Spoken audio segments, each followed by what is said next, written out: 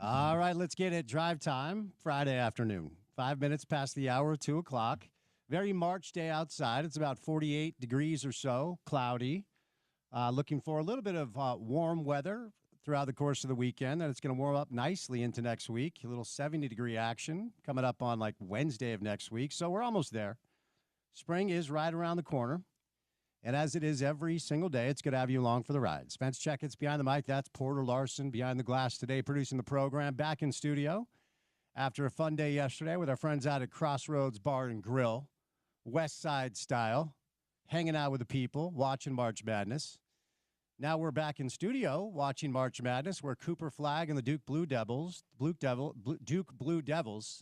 got 4 hours of this. Don't start like that. They're running away. I'm surprised that Cooper is playing. He does have 9 points in 13 minutes. But Duke is having no problem with their game, 54-28 at halftime. So the Madness of March continues. We'll talk about our local teams. One was able to get it done yesterday in BYU, and Utah State didn't even show up. UCLA just blew their doors off. It was not even close. Some games going on right now. Colorado State. Come on, Colorado State. Pick them over Memphis. A little 5-12 action. 73-64. 2:19 left in the second half.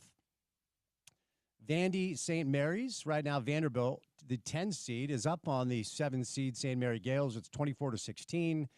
Ole Miss and North Carolina just barely tipped off, so that one's early on. And then a bevy of games throughout the course of the early afternoon, later afternoon, then into the evening.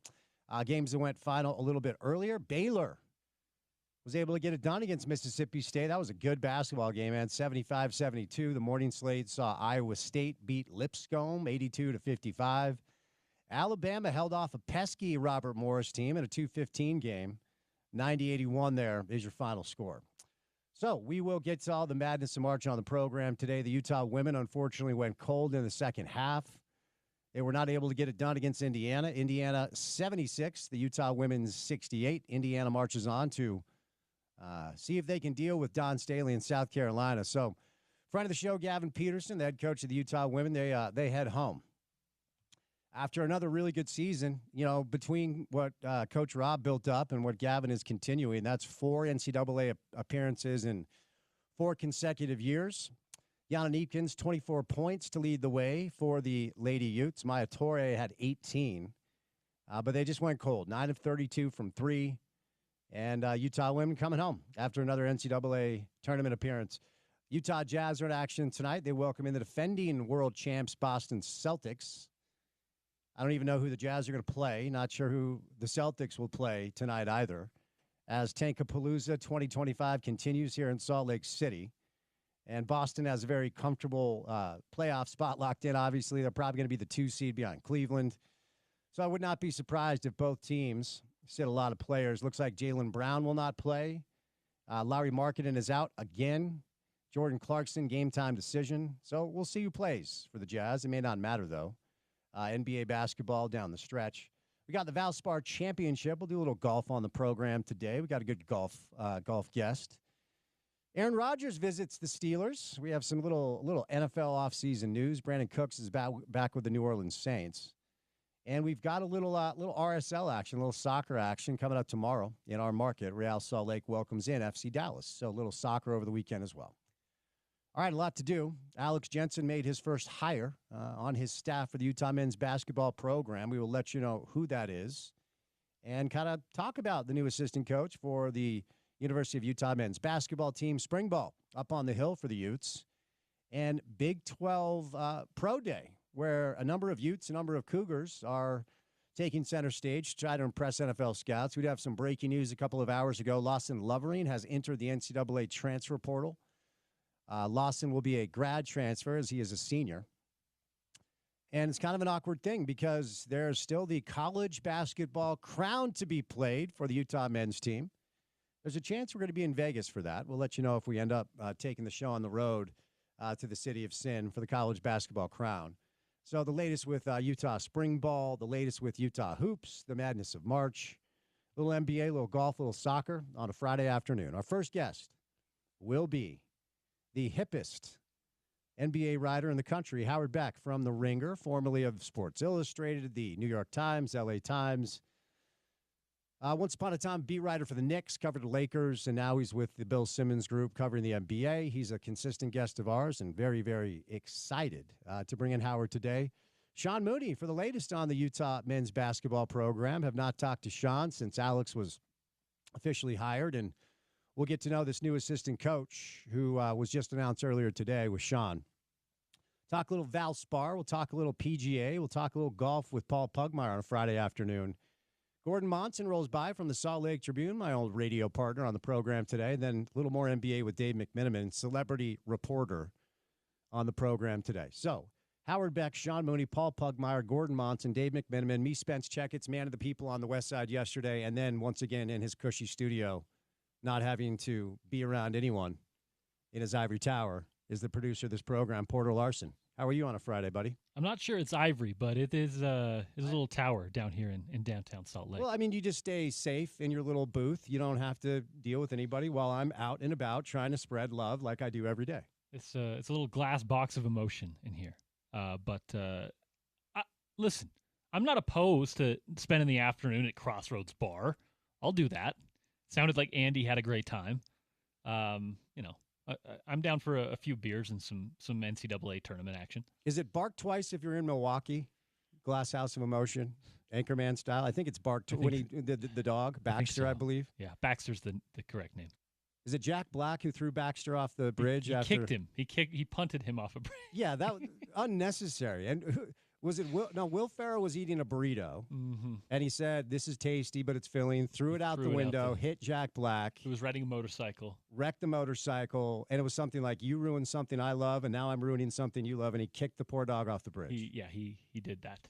He punted him, as Will Ferrell said. But classic movie, classic time of the year. We're happy to be here. It is indeed a classic time of the year. So a lot to get to.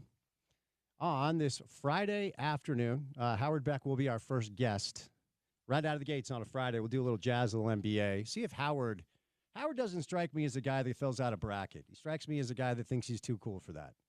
But we'll see if he did, and we'll see how the brackets are going. And we'll kind of go in that direction. But before Howard stops by, courtesy of our good friends, and your good friends too, at Prize Picks on a Friday afternoon, it is time now for your opening tip. Welcome to The Drive with Spence Checketts on Utah's #1 sports talk. Now into the studios of ESPN 700 to set the scene for the show. The opening tip of The Drive is brought to you by Prize Picks. Use the code ESPN 700 and run your game with Prize Picks. Happy Friday to you. Congratulations. You made it. It is time for the weekend. So we're going to do a couple of different things here for this segment, kind of get you up to date on all of the news that is broken since you and I last spoke yesterday. BYU was able to get it done yesterday, taking on VCU. That game was going on as we were kind of doing the show. So I was doing my best to kind of keep track of it, then went home and kind of did a bit of a rewatch to see how it all went down. And very, very impressive performance by BYU and Kevin Young, holding off a really, really good VCU team. BYU is going to advance now to take on Wisconsin for the right to go to the Sweet 16. This is the first time BYU has won a tournament game in 14 years. And they have the chance to advance to the round of the Sweet 16 for the first time since Jimmer Fredette was there. 80-71, and really it fit the script. Most of VCU's bigs got into foul trouble, and that allowed both Keba Keita and Fus Traore to really have solid games. They combined for 22 points, 18 rebounds, 4 block shots. It was the final 4 minutes of the first half and the first 4 minutes of the second half where BYU outscored VCU 25-8, and that essentially is your ball game. Outside of that 8-minute stretch, this was a back-and-forth affair, and VCU made a bit of a run there at the end. BYU was able to hold them off. Richie Saunders led the Cougars with 16 points. Yegor Demon had a good first half, not so great in the second half, but when BYU needed buckets in the first, Yegor had a really, really solid start. Finished with 15 points, 4 boards. And then Fus off the bench, 13 points, 9 rebounds, and BYU was able to advance. Utah State, on the other hand, they were not ready to play, man. There are some rumors about Jared Calhoun being in the mix for like the West Virginia job. And if you're Jared Calhoun, that was not the tape you want out there if you want to leave Utah State for a bigger job. Now, of course, that would make three straight coaches for Utah State to make the tournament and then bounce. But it was over quick, and they had nothing in the tank to kind of counter what UCLA was doing. UCLA, a little bit like VCU, they're a really good defensive team with good length and physicality, and Utah State cowered away from all of it. Mason Falslev led them with 17, but it took him 17 shots to get it. He was 6 of 17. Not a lot of good performances from the Aggies, so they go home. Our two local teams playing in the NCAA tournament yesterday. BYU wins, Utah State loses. And there you go. So we'll keep you up to date on the Madness of March. Cooper Flagg is playing for the Duke Blue Devils today. They lead at halftime 54-28. Vanderbilt has a lead on St. Mary's, 27-18. Baylor beat Mississippi State earlier, 75-72. This one just went final. Colorado State beat Memphis, nailed that one, needed it badly. Ole Miss is up on North Carolina early, 14-10. Bama beat Robert Morris earlier on today. So the Madness of March continues. You heard this game on our radio station. The Utah women, unfortunately, could not get it done today, and they lose to Indiana, 76-68. So the season ends for the Utah women after another solid year, where they lose Alyssa last year, one of the best women's basketball players in the history of the school. And then Coach Rob takes the Sparks job in the WNBA. Gavin Peterson takes over and keeps this thing on track. And for the fourth straight year, the Utah women go dancing. They go to the NCAA tournament. They stumbled a bit down the stretch, losing 3 of their final 5. And, ultimately, when you kind of look at what happened today, they just went cold in the second half. They could not make a shot. And Indiana will advance on to take on South Carolina. Leading the Utes today was Gianna Neepkins, who is a junior with eligibility, but she had a phenomenal year, 50, 40, 90, great shot maker, kind of an evolving playmaker. She struggled with the ball today. She had 4 turnovers, did not have an assist, but she did have 24 points. Maya Torre had 18 points and 11 boards, but not enough for the Utes, and they go home after losing to Indiana 76-68. All right, we have, as we've been talking about on the program today, Alex Jensen, formerly introduced as the 17th head coach in Utah men's basketball history on Monday. But there are a lot of seats on that bench next to Alex that need to be filled. So we have the first hire came down officially. Rafael Chilius is the first assistant coach hired by Alex Jensen, and he comes from pro basketball. So this is interesting for a few different reasons. Okay, so let's dig into it for a moment. There are a lot of people in the market that have talked about, their belief that the best thing for Alex to do is fill out his staff with former Utes. There are still conversations happening with Andre Miller. I don't know what the status is of those conversations. I don't know if we're close to seeing Andre added to the staff. But as I've pointed out on several occasions, Alex has not been around the Utah basketball program since he graduated, quite frankly. He played 7 years of pro ball, went to St. Louis to coach with Coach Majerus, and then has spent essentially 2 decades in the pros. Now, 9 of those years was here in Salt Lake, so it's not like he's been out of the state, where he was Quinn's #1 assistant, but he was in the G League Coach of the Year, took the job with the Jazz, and then ultimately landed in Dallas for a few years. And I just pontificated on the possibility of, his relationships are far-reaching.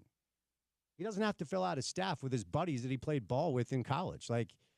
I think Andre's a no-brainer. I've said it before. But beyond that, who's out there? Are you just going to grab somebody because he played with you back in the 90s to make certain people in the market feel better? I don't know that that's the right move.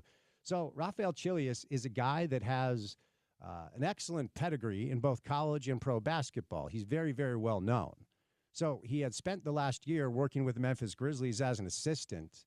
He joined that organization in September. And a lot like Alex, he is known for player development. Okay, he was the head coach and the athletic director at South Kent, a prep academy. Associate head coach, East Carolina. And he is known as an excellent recruiter. If you're following the social media reaction to this with people that really know the game, this is being applauded as a really good hire. Associate head coach of UConn, where, of course, 2017, 2018, he was a big-time recruiter, and that's kind of his deal. He was with Washington, helped put together a bunch of good classes. And like Alex, he is known as a player developmental coach. So the transfer portal officially will open coming up on Monday.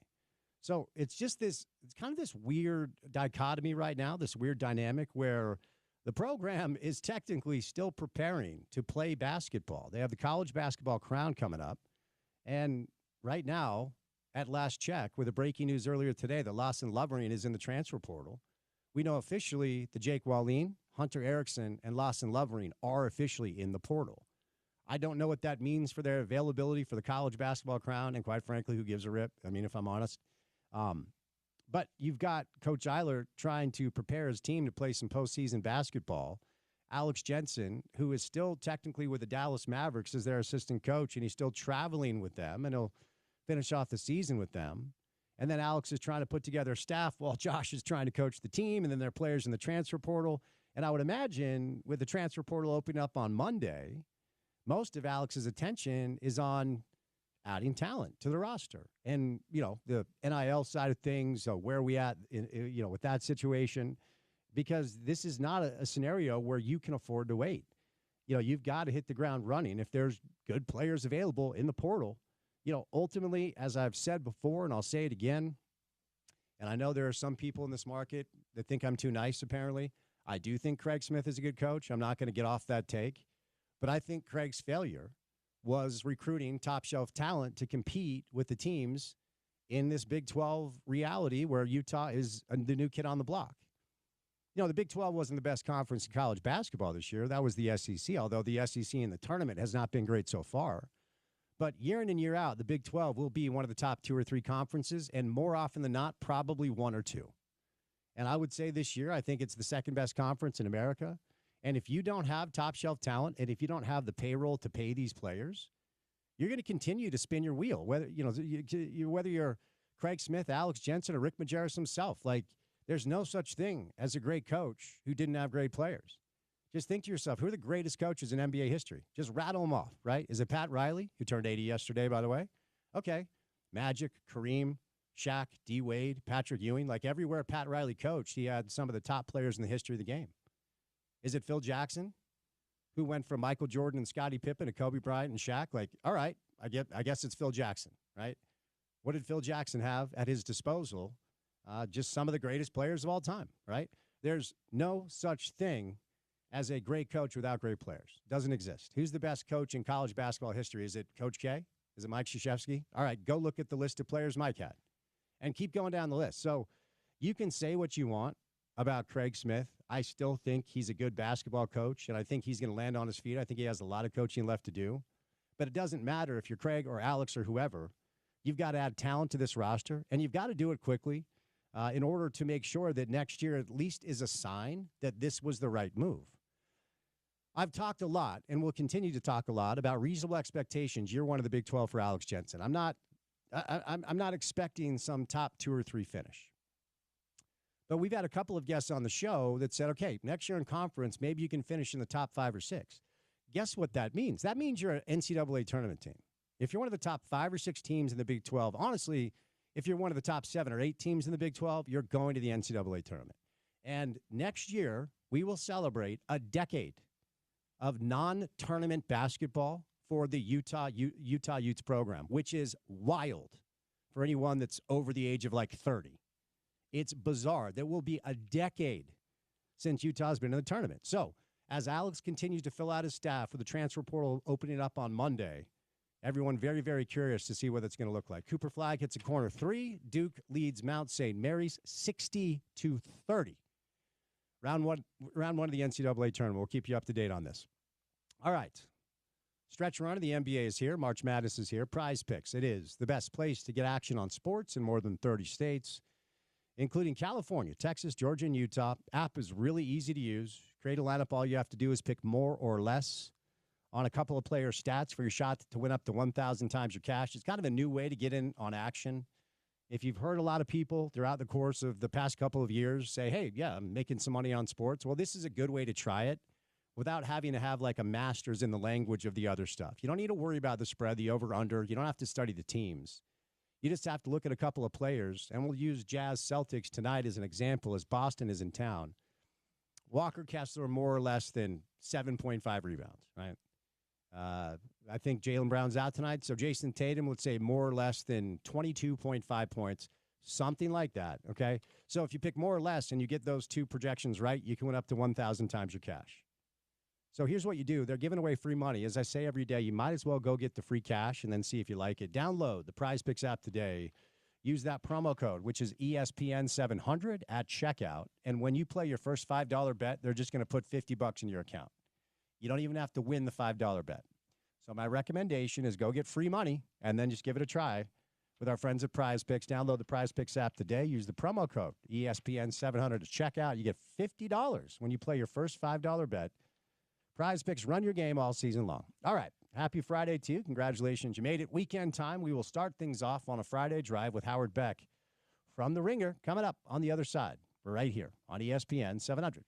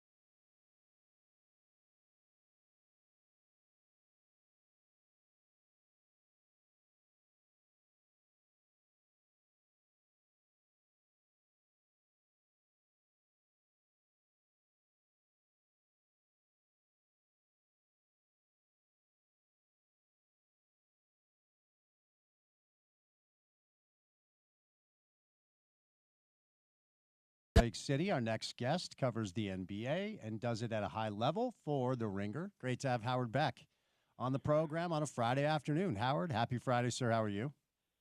Spence, doing well. How are you? I'm good. So my prediction was you're too cool to fill out a bracket. Am I in the right spot? Yep. Nailed it. Have you ever been into it at all? Nope. Okay, moving on. Moving on. See, I think I've asked you this over the years. Probably. You probably already knew. No, I'm not above it, and I'm not looking down on anybody who fills out brackets. I'm not interested, and I'm generally not that interested in the tournaments. As I often say, I don't watch minor league basketball. So. Oh, wow. Shots fired. Let me just ask you this then, because look. I think once upon a time, it was easier to have a hot take about college prospects, if you watch a couple of games here or there. But now there are so many people that do the media scouting thing at a high level, that cover it on a daily basis, that I kind of just concede to their takes. And I enjoy watching, and certainly we're here in Salt Lake City with a team that's unserious about winning. So here's how I'll pose the question. When Wembanyama was available to be drafted, there were a few like college basketball ziggers when everybody else would zag that say, hey, Scoot's pretty good too. And it's like, well, no, don't do that. It's that dude and everybody else.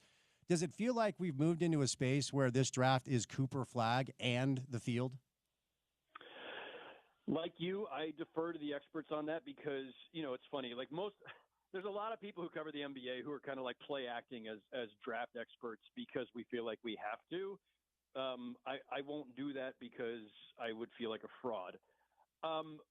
The people I talk to who actually know this stuff, whether it's NBA scouts or independent, people who do this as a media matter, they all began the season saying it's probably Cooper Flag, but the two Rutgers guys, Ace Bailey, Dylan Harper, could make a run at it. Well, let's see how it goes. And here we are months later, and it's like, nope, it's Cooper Flag. It's absolutely positively Cooper Flag. And again, I don't watch enough college ball, meaning next to zero. I'm not in any position to judge this stuff. So I defer to the experts, and it does look like that's where we are now. Okay, so the Jazz, of course, in the mix now for one of the three worst records, which means they all have the same odds. You don't need to be the worst team to get better odds. The lottery odds have been flattened. And so, we're kind of in this weird spot where ultimately, Howard, if we're honest, about a third of the league is in the same spot.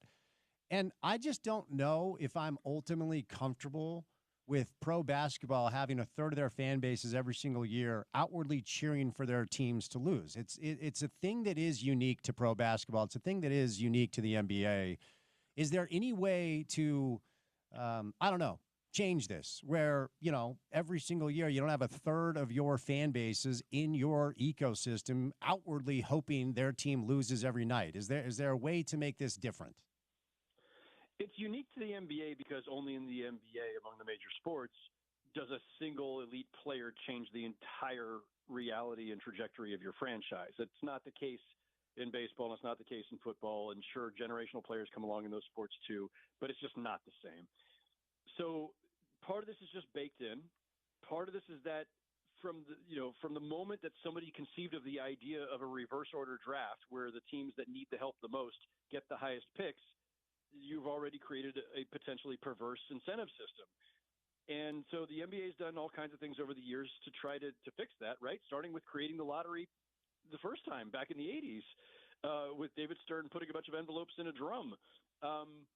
And then to the modern day where we've got this very sophisticated, 1,000 ping pong ball combinations. And it's you do what you can. They flattened the odds. They created the play-in tournament. And both of those features, I think, have tamped down tanking. It's not as egregious as it was 10 years ago when we were in the throes of Philadelphia's process.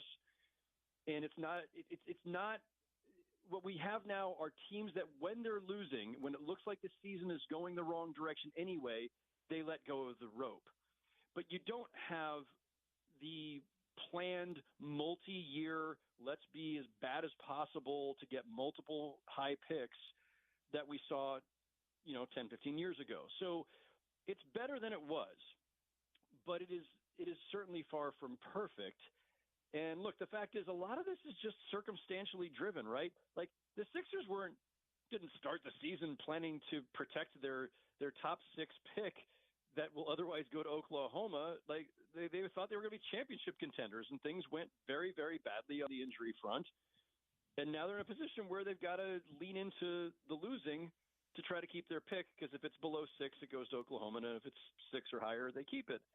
And, the Pelicans, for the umpteenth consecutive year, just got racked by injuries. They were supposed to be a playoff team, and, they're 4th in the order right now for the lottery. Charlotte didn't expect to be this bad. Charlotte always just ends up being bad. And some teams that are on the fringe, or, other lotteries, like, Miami, thought they could keep this Jimmy Butler thing on track, and it didn't happen. So Miami's in the lottery. San Antonio lost Wembanyama and then De'Aaron Fox. Like, these things happen, and you can't look at every team that's in the lottery or even in the top 8 to 10 in the lottery and say, well, this is because they planned to lose. It is the case, though, that once you're losing and you get to this part of the season, then things change. Then you go, well, it's time to let go of the rope, and then your fans are rooting for losing. And, yeah, that's perverse, but it's where we are. And ultimately, while we sit here in Salt Lake City, I know you and I have discussed this before, but let's bring it back around, because there's kind of a narrative that's been, I would say, propagated in the market. A good friend of the show, Sarah Todd, who covers the Jazz for the Deseret News, and she was in Philly covering the Sixers and the Bay Area covering the Warriors. And Sarah does a very good job, but I feel like she was used as kind of a messenger. And here's the new spin, Howard. Okay, you ready for it? Hit me. The last 3 years were a teardown, and the rebuild begins now. So, when I read that, I just went, you've got to be kidding me. Like, who's going to buy this? The rebuild began when you traded your 2 franchise pillars and Gobert and Mitchell, and your coach decided he didn't want to work here anymore, and the GM decided that he wanted to bounce too.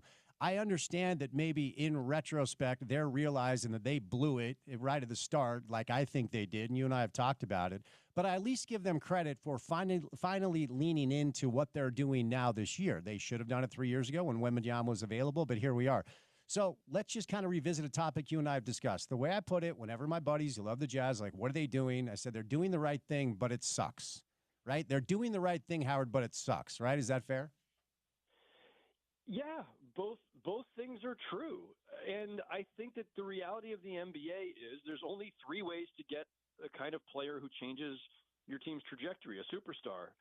And that's you draft him, you trade for him, or you sign him as a free agent. And as we know, in certain markets, Salt Lake included, signing a marquee free agent, probably not going to happen. And besides that, in today's NBA, the marquee free agents don't change teams as free agents very often at all. Like they're constantly signing extensions, and then if they're discontented, they force a trade. And so, your best path forward, your best path to a superstar in Salt Lake City, in Indianapolis, in Memphis, in many places, is probably to draft them and to hope that the years that you're bad by choice or by circumstance, that there's actually somebody who will change your franchise on the board. That and even if you don't pick number 1, even if you pick 2 or 3 or 4, because we've seen superstars obviously all throughout the draft, and Giannis was 15th, and as you guys know, Mitchell was 12th or 13th, and Gobert was 27th. Like, whether you're tanking or not, whether you're doing this intentionally or not, whether it's just part of the cycle or not, you just got to ace the draft at least once, maybe a couple of times, and then you're back in business. So, yeah, what they're going through right now is kind of necessary. If I were going to critique anything over the last couple of years, and you just alluded to it, Spence, it's that they didn't go all in from the beginning. Like, the second they traded Mitchell and Gobert, it should have been, this is it. We're going full tear down here. And instead, they got cute and tried to straddle it and say, no, we're still competing. And yeah, they kind of were, but not enough to make a difference. And as we know, the worst thing in the NBA, worst place to be, is in the middle, on the treadmill of mediocrity. And that's where they were the last couple of years, because they're like, oh, well, Markkanen's our star. We'll just keep, we'll keep the veterans. We'll keep Clarkson. We'll keep all these guys.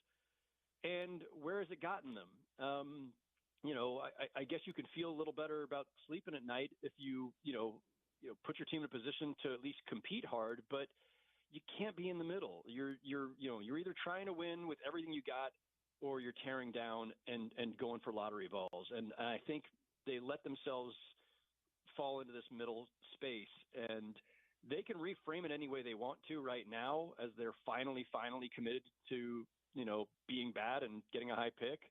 But it was just that's a couple of years that they, I think, wasted, where they could have been in the running for one of the top picks. Yeah, and the way I have read this and the way that I do believe that this thing is being propagated is they're preparing the fan base for another few years of what we've just gone through. And you reference, and it's a really good point, like in our market historically, there's been a lot of really intelligent decision makers that have aced the draft in random spots. Late lottery for Mitchell, late lottery for Karl Malone, mid-first round for John Stockton, late first round for Gobert, as you alluded to. Paul Millsap was a second-round pick. The irony is most of their really high picks, Enes Kanter, Alec Burks, didn't necessarily work out. D. Will was a top 5 pick, and he's been really good. But the main issue where we're at with this roster right now is we have 3 years of draft picks, and, Walker Kessler was acquired in the Gobert trade, but technically was a rookie, and Walker's really good. But beyond that, I'm looking at all these picks with a lot of questions. Like, I think Isaiah Collier has a lot to like, but you can't be a lead guard and shoot 25% from 3 in pro basketball. Kyle Filipowski is one of their most exciting younger players. He was, I think, 32nd.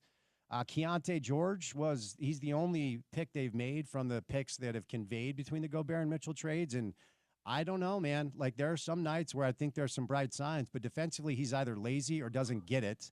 And there's a lot of frustration with him. Taylor Hendricks got hurt early. So they're 2 top 10 picks that they've had over the past couple of years. Taylor Hendricks hurt. We don't know. And then Cody Williams, there's just nothing there as far as a sign to show they've done anything in the draft that could pay off moving forward. These players are young, and I'm not trying to sound harsh, Howard, but we have 3 years of draft capital. And I'd say outside of Walker Kessler, there are only question marks with these other young players right now. Yeah, and listen, we can always do this after the fact, where we can look at a team's 3, 4, 5, 10 years of draft history and point out all the misses. And every team usually has a mix of hits and misses. Some teams are better drafting than others, and drafting and developing. Obviously, the Thunder have a really great run going here, but they've had their misses too. The Spurs have historically drafted well, but they've certainly had their misfires. The draft is a crapshoot.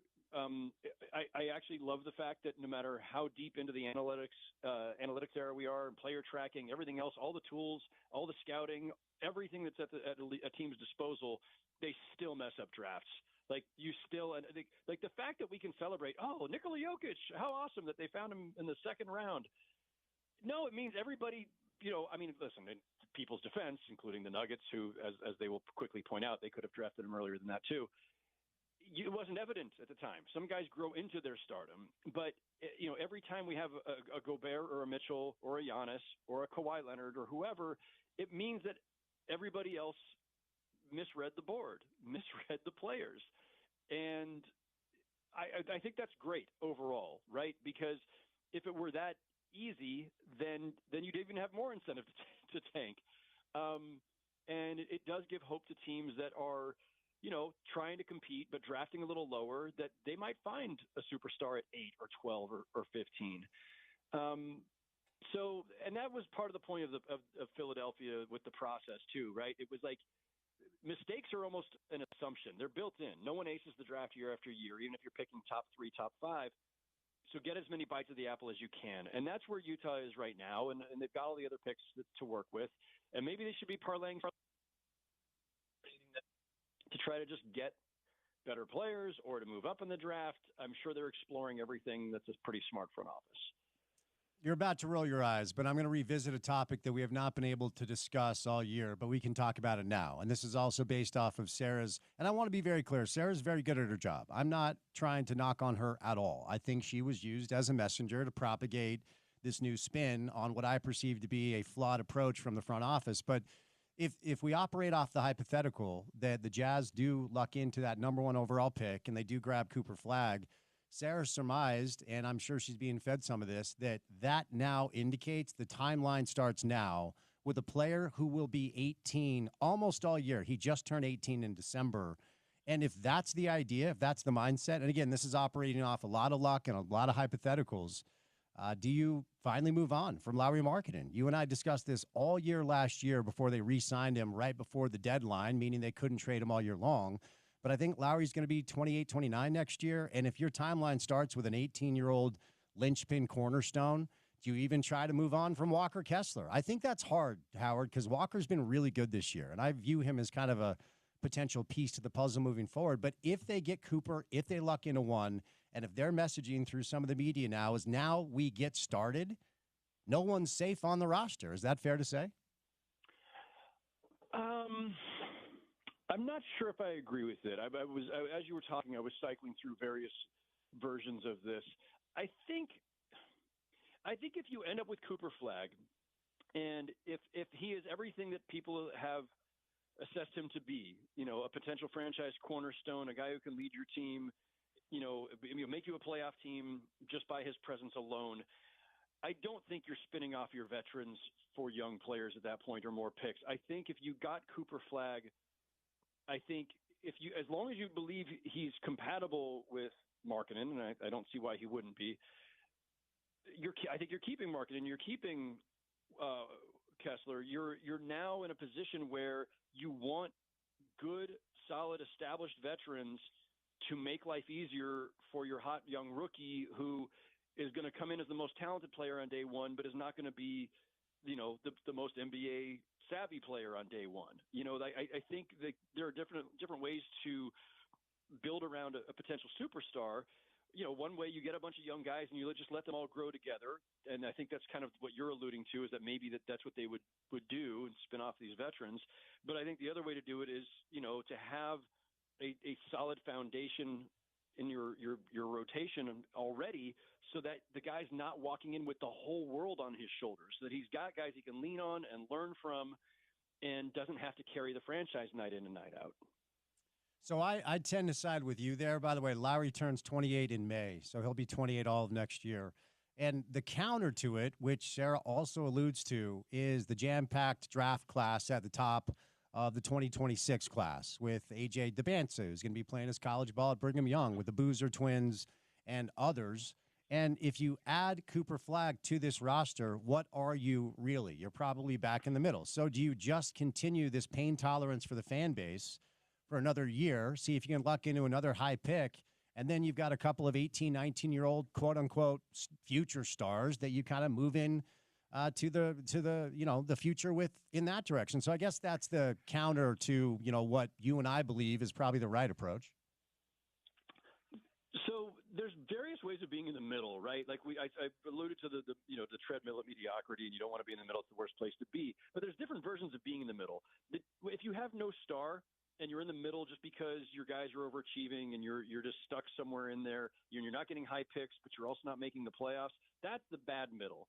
If you get Cooper Flagg and Cooper Flagg gets you to the play-in, or to the, you maybe get the 7th or 8th seed and you're in the playoffs in his rookie season, that's actually a good version of the middle, because it's now a team on the way up, because it's a rookie who is just, he's just arrived. He's projected as a star. And also, by the way, now you've got your star. You don't hopefully need to be in the lottery. Sure, it's nice to have, multiple cracks at it, maybe get another potential star to put next to him.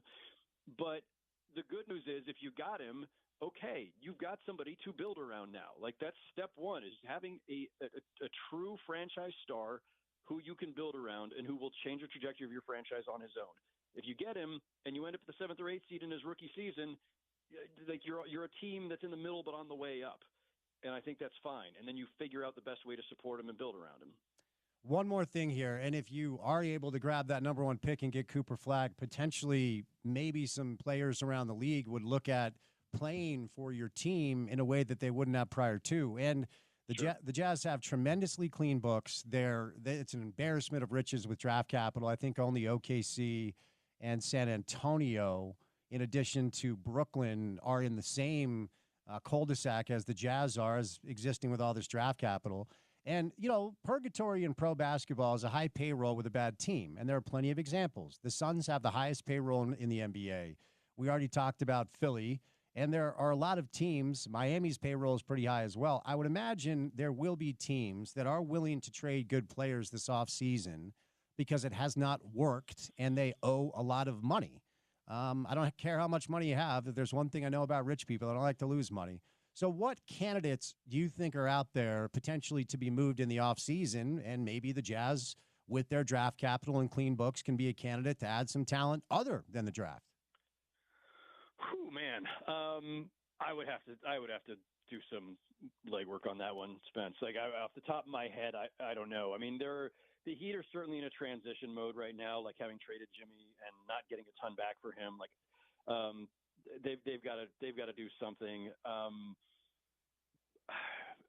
Looking around, I'm just like looking up and down the standings. I mean, the Kings are in a really weird position now. Like they're basically just become the Chicago Bulls with DeMar DeRozan and Zach LaVine. Like, are they standing pat with this group? I mean, there's been rumblings about is Sabonis going to want out? Like, there'll probably be some players, like there always are, and we'll all start talking about the Pelicans again because they've got some decisions to make. But I don't know. It's too soon to say who might be available for trade this summer.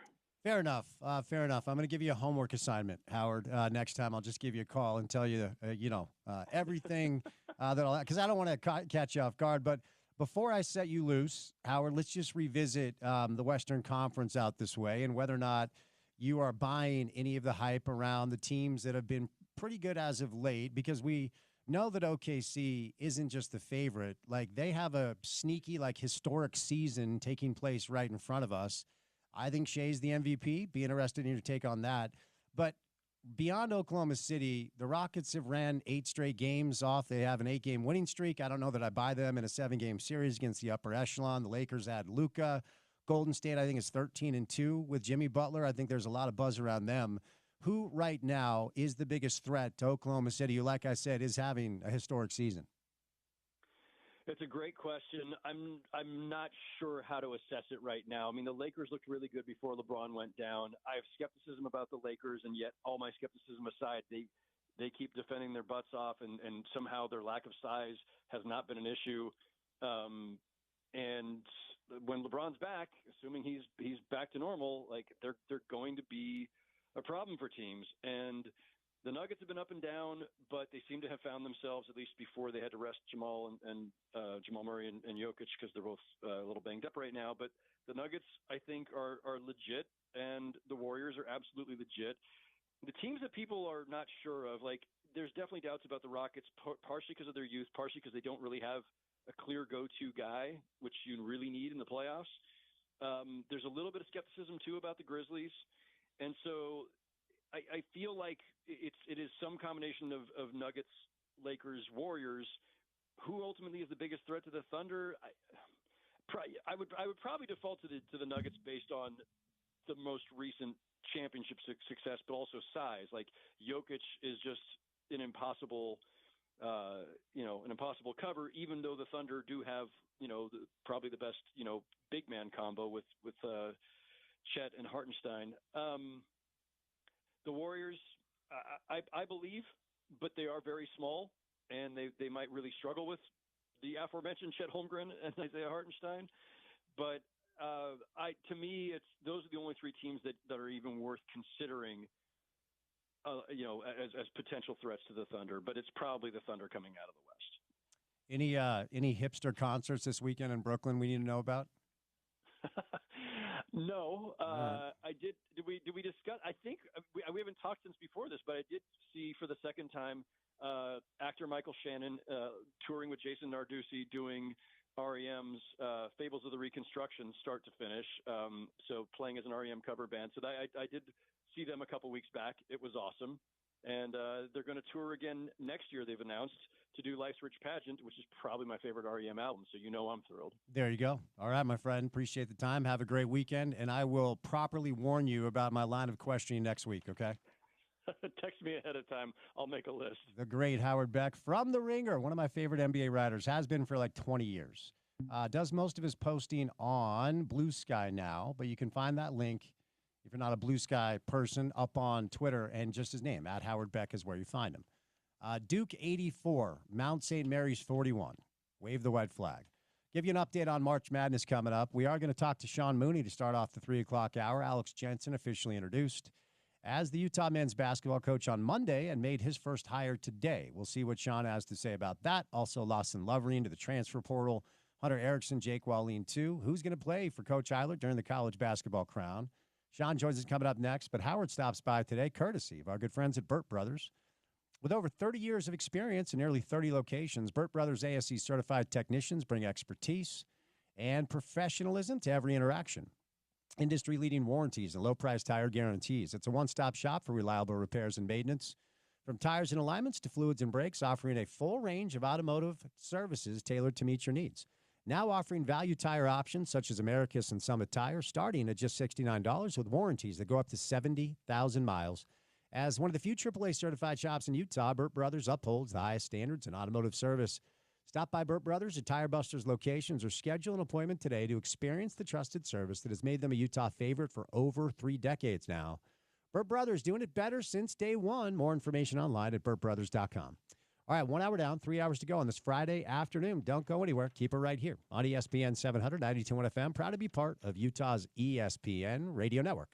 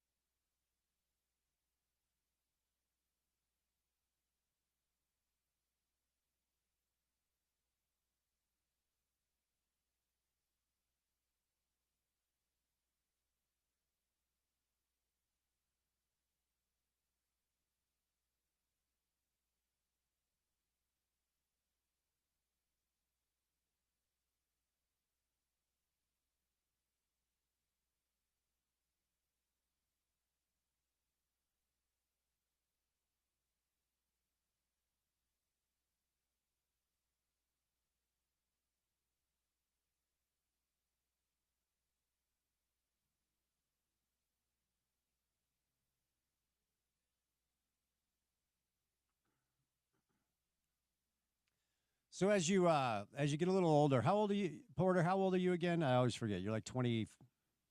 Come on. No, you turned 30 this year. Just barely. Yep. You're barely 30 years old. As you age, like I have, and continue to rapidly, you get very excited about dumb, mundane things. Stop by Sev today on the way in. They were selling peanut M&Ms for $1. That's huge. It's gigantic. So I've got a nice little, you can hear it in the mic, got my nice little pack of peanut M&Ms. Favorite M&Ms? Your preferred style of M&Ms, what is it? I might have to go with the OG, just the plain M&M. Plain M&Ms. But those are good. The peanut M&Ms might be a close second. Peanut butter M&Ms also solid. I'll go Reese's Pieces over those, but yeah. Concur, but the peanut M&Ms were $1. Yeah. I got 5 of these today. You can't beat that. No, I'm pumped. I'm pumped. Sean Mooney's old like I am. Best type of M&M, Sean. What is it? Oh, peanut M&Ms for sure. You knew that about me, though, Spence, because I am a nut. I'm crazy. I love them. Look at you. Look at you. And, Sean, I've got to say, I don't know if it's age, but I walk into Sev, and I see dollar peanut M&Ms. I'm grabbing 5 of those bad boys. Oh, and if they had the nachos, I would put every chip in vertically so I could get as many chips as possible and get all the cheese and the jalapenos I could. We are the same age because you're talking my language, man. I mean, 2 a.m., young Spence Checketts, University of Utah student. I'm walking to Sev. I'm smashing nachos. I'm with you. Yes, man. I, of course, grew up in Ogden, and so it was on 36th in Washington, so nice. We'd be dragging. And then we would get that, and I would drag for another couple. And when I say drag, I mean like drive a car. Sure. Down Washington Boulevard. Did you ever drag State Street back in the day when it was legal? I mean, they didn't really let Ogden kids into Salt Lake City. That's true. They were a little nervous about us, so every once in a while we would. But I think I don't know if it was legal when did they stop it from being legal? I don't know. It felt like, because it was legal throughout my time in college. I think early 2000s they may have put a stop to it, because the problem was way too many like dumb dudes would see girls in a car, and then they would get all their attention and then they would like run into the car in front of them. So I understand why they stopped it. But no, we did not want your kind down here. You know, if there's a scrap, dude, you don't want to mess with O-Town. I know what time it is, Sean. It's so true. Hey, I heard your interview with Chris Hill, and I got to just dig in you just a little bit. Right. You were guarding Andre Miller. Were you trying out for the team? Tell me about that. Yeah, no. So I went to Rick's camp growing up, and Rick, I got letters from Rick, and he was kind of interested in. And look, I transferred out to Bountiful. We had a good team, and Rick offered me the opportunity to come. Just play with some of the walk-ons and some of the scholarship guys and see if it was like a fit. And it lasted like a month because Andre was – and there were a lot of those walk-on guys there. Cody Fugger, who was an assistant for BYU, was kind of in some of those runs. And within a few weeks, it just like, and I went in and I talked to Rick, and he was very honest. He said, look, like Andre's the guy, and if you want to stick around, you can walk on the team and maybe earn some playing time as a junior or something. But I was 18 years old and thought I was better than I was, and I just walked out. I probably should have transferred, but I joke all the time that Andre Miller made me realize what it's like to play like that, and I was not near on his level. I mean, here's the deal. You got unlucky because I know who you played against in high school. Shamgod, is that right? Shamgod and then Andre Miller, come on. That's ridiculous. No, it's ridiculous, but it also puts it in a proper perspective. Shamgod Wells was the first, and God Shamgod now, he's in his Dallas Mavericks assistant coach, Providence PC Friars kid. He was the first pro I played against, and I was 16. It was at 5-star basketball camp, and the drill was simple. You just had to – it was a half-court drill, and it was 2 guards. One was guarding the ball, and then the ball handler had to beat the guard to get past half-court to break a press. And he picked my pocket 3 straight times, and it was so embarrassing. Like, it made me realize at that age that there are clear levels. No matter how good you think you are, there are always. Let me ask you, who was the first? Because you were a good player. Who was the first dude you played against where you're like, nope, I'm not like that? Yeah, Kurt Miller for sure. Oh, okay.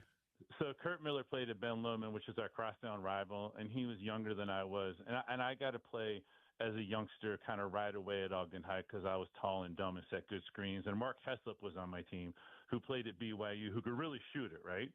And Kurt Miller, man, I mean, I've never seen anything like it. I think like I get a catch inside, post him up, think I got a nice little shake and shimmy and shot, and that shot gets rejected. Like it breaks the wall that I mean, crazy. He was just so much more athletic and so much faster and everything else. It's crazy. Yeah, my claim to fame is I threw an alley-oop to Tim Thomas at 5-star. Oh my gosh. What's wild, Sean? Like yeah. back then, the dudes that everybody looked at as like the next Jordan or whatever, it was Tim Thomas and Lamar Odom where I grew up. It was those two. And so just being on the same court with some of those guys was a great honor, but it just made me realize exactly where I was in the ecosystem. I was a fine high school player. We should never really talk about my basketball career on the show. I'm so sorry. I can't help it. I heard it. And I thought your interview with Chris was really good. For all those listeners out there, go back and listen to it. You do a great job, Spence. No, that's nice of you. All I could do was shoot it. And if you're a 5'11" white kid, you better be able to shoot it because there's nothing else on the table. Man. I'm not done. Obviously, you were good. You can't get that invite and play at that level unless you were good. I wish you would have. Who cares? You are where you're supposed to be, right? For sure. And, I loved playing. I wish I could have played throughout college and then beyond, but it just wasn't in the cards. So I had to find something else to do, and I landed on this, which I enjoy very much, Sean. But how are you, man? Everything good with you? I'm good. Yeah, no, really good. Thanks for asking. It's been a good week. I'm so glad it's Friday right now. And I mean, like, I can't believe, Spence, what just happened in the last 24 hours. I know we may talk about a bunch of things today, but West Virginia, DeVries goes to Indiana. And how about Utah State? My dad played at Utah State as a football player. So I'm an Aggie at heart. I was born in Logan. Every time they get a coach and they get a coach that does great, next thing you know, they're gone. He's at West Virginia. It's crazy. Wait, is that official? I don't know if that's official. I may be in trouble on your show right now. That's what I was listening to. And if I get in trouble, please forgive me. No. It's all good. It's all good because I saw the rumors. I just didn't know anything had gone down, Sean, because Utah State got undressed last night. Yeah, listen, that the tournament's so hard. You know this. I mean, you get to that first round and you've really done something special. But the reality is they're really good coaches at that level, and the talent's at a high level. And a lot of those teams, especially from the Power Four conferences, they have 2 or 3 players. You guys were talking about this that may play at the next level and or go play in Europe. Yeah, for sure. And the tournament is tough, and that was a tough draw because Mick Cronin's a good coach, and UCLA is big and physical, and just not a lot of space. And so, unfortunately, Utah State goes home. But since we're kind of in the space, and I didn't know this about you as an Aggie, how do you articulate, Sean, that culture up there? And look, I don't want to diminish any of the coaches, Danny, of course, Craig, or now Jared Calhoun. I'm not saying anybody can go up there and win, but dating back to Stu, going through this, day and age, somehow, some way in Logan, Utah State has this like under the radar, incredibly successful basketball culture. Why do you think that is? How have they done that? Yeah, a couple of things. Number one, I want to give a shout out to Jerry Bovee and I know he won't be instrumental in this next hire, but I think he's been instrumental. And then I won't name names, but I have had the pleasure of meeting some of their donors. A good friend of mine is Doug Foxley, and we call him the Aggie Mafia. And so I've been introduced to some of their high-level donors, and they know basketball. Like I would say there are 2 things. One, Smith Spectrum is special. That place is special. They're going to be students. They're going to come out to those games every single time. It's loud. It's crazy. You know that. Back in the day, it was UNLV coming in, and Greg Grant was putting up 30, and the game was great. Josh's older brother. But I think Smith Spectrum, and then they know basketball, and man, what a hiring strength. I mean, it's crazy how well they've done. For sure it is. So let's move over now to the news of the week. As Alex Jensen was officially introduced as the 17th head coach in Utah men's basketball history on Monday, and we'll get to the hire he made that became official today. And we've talked about this throughout the course of the past month or so, Sean. So we knew it was coming. We heard the announcement. But now that it is official, what's your reaction, and what's been the reaction of people kind of in your ecosystem? So, I mean, in terms of Alex or in terms of Chilius, Coach Chill? We'll get to the hire in a second. Let's hone in on Alex first. All right. So, I mean, like, the reaction is great. Obviously, I was there with you. I wasn't down in the media seating. I mean, they don't let the color guy go down to the media seating. So Christine and I had to sit up in the chief seats, but we got to hear it. I don't think Alex is going to win any like dynamic speaker awards, but the two things that I heard, and you may back me up on this, is I'm going to be genuine and I'm diligent. And I love those two qualities. I don't think we need someone to come in here and be Coach Majerus or be someone that is big and bold. And you were right in your conversation with Chris Hill. His wife is the opposite of him. My goodness, she's outgoing and warm, and that's not necessarily Alex. And I don't think we need that, but I love that we have genuine and diligent coming to coach University of Utah. Yeah, for sure. And, I have wondered whether or not Alex's introverted nature, and everybody that knows him talks about how funny he is and kind of a dry sense of humor. A lot of the Jazz guys have been asked about Alex over the past couple of weeks since the announcement became official. And when the Jazz were in Minnesota, one of the beat writers asked Gobert about it, AJ as well. And they all kind of said the same thing, just what a good, solid, genuine person he is. And the quiet nature doesn't mean anything other than he's introspective, and he actually does have a very dry, funny sense of humor. Is he going to have to come out of the shell a little bit in order to, recruit at a – because this is his first – I mean, he was a G League head coach, but he's now the face of Utah basketball. Is there going to be some sort of adjustment that he's going to have to make in order to be more of a front-facing head coach in college basketball? Yeah, that's a really good question. No, I don't think so. I think that the fans will embrace him for who he is, and I think where his strength is going to lie. Now, I'm just based on what I'm learning as you learn too. I know Alex a little bit. I think he would know who I am. Of course, we shook hands and talked to Skosh when we were on the road trip to the Big 12 tournament. But I think his personality is the kind that you get him in a room with a lot of people, and he's not going to be that dynamic, get everyone cheering. But if you get him in a room with less people, he's going to be very powerful because he's going to give you face-to-face contact. He's going to be intent when he's talking to you. This is my impression. And I think those types of interactions can be more powerful because they do seem genuine, because they really are. And I think that's going to be his strength, not only with his athletes, but with fans and people that are going to appreciate that his words are few, but what you see on the court is true. I think that's going to be obvious once he starts coaching. So now let's get over. So Coach Chill, I like it. Is that the nickname for Rafael Chilius? I heard a little bit about this hire, and his X handle, his Twitter handle is Coach Chill. And man, I think he's a great hire. You probably know a little bit. I think he ended up being the associate head coach at University of Washington under Romar, so Pac-12 level, and he's been all over the place. I think most recently, obviously, he's in Memphis, but before that, he took a high school and really changed their fate. And he's worked with obviously lots of athletes, in particular some that have gone to the next level. Just a little bit of digging in that I did.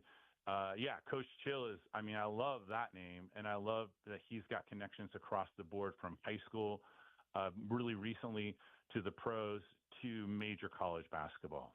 So it's interesting, Sean, because a lot of the conversation, I've had a lot of guests on this show too, about Alex's staff and how this is going to look when he fills it out. Has been like, yeah, you should just get former Utes. And that's just kind of the deal. And look, I think the former Ute nostalgia thing is something that will work in Alex's favor. The students there weren't even born when Alex was playing. So I don't even know how much they really understand what he means to the basketball ecosystem on our state as a Utah Mr. Basketball at Viewmont, and then a WAC Player of the Year. And then obviously seems like the one player that Rick was nice to, according to all the guys that played with Alex and played for Rick. So this hire indicates, and I've been talking about this quite a bit. Alex, of course, spent 9 years with the Jazz, so it's not like he's been out of the market for 20 years, but he hasn't been around Utah basketball since he graduated. And I'm sure he's maintained great relationships with former teammates and such. And I'll continue to say, if Andre Miller wants to show up and coach for the Utes, you make that hire.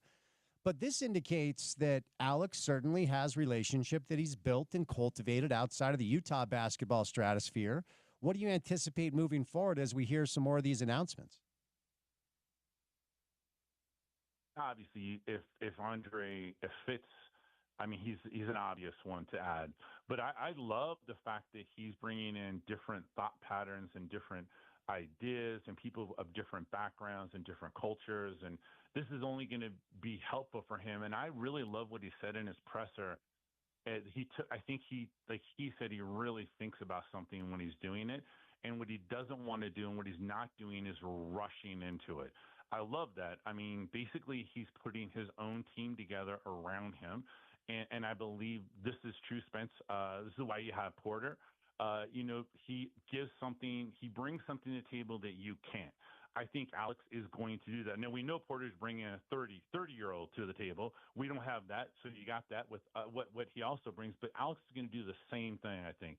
He's going to bring people to the table that aren't just yes people, yes, Coach Jensen, this is what we want to do. But they're going to challenge him. They're going to challenge the idea of what they create together. And I love that he's taking his time. I know that seems scary, because you want to try and get into the transfer portal and you want to be ready to go. But I love that he's taking his time, and I think he's going to put the perfect team around him if they can do it, right? It's hard to come from the NBA to the collegiate level. Often there's a discrepancy in pay, but you don't have a discrepancy of on the road all the time. That's the one beautiful thing, right? When you go from the NBA where you're on the road, it's a ridiculous league in terms of how much time you're away from home. You can be at home more when you're in college, which may be quality of life for some of these people if they're coming from the NBA. Just to be clear, did you just compare Porter to Andre Miller? Did you just say Porter is the Andre Miller of the show? I did not compare you to Andre Miller. Okay. I'm so sorry. That's not what I meant. Okay. Sorry, Porter. We can reach. I just, I've got to keep him humble because I know you do. I know you do. Our guy behind the glass at times needs a little bit of dose of humility. He's still young. He's in shape. He can dunk, and he thinks that's impressive. Exactly. Nobody thinks young people doing athletic stuff is impressive. You're young. You should be able to do that. So I just have to make sure he has his dose of humility. Good job, Spence. Hey, tell me this. So it's just an interesting time where Coach Eilert is still preparing for games, right? Yeah. So we hear today Lawson Lovering in the transfer portal officially. He'll have 1 year of eligibility as a grad transfer, as will Hunter Erickson.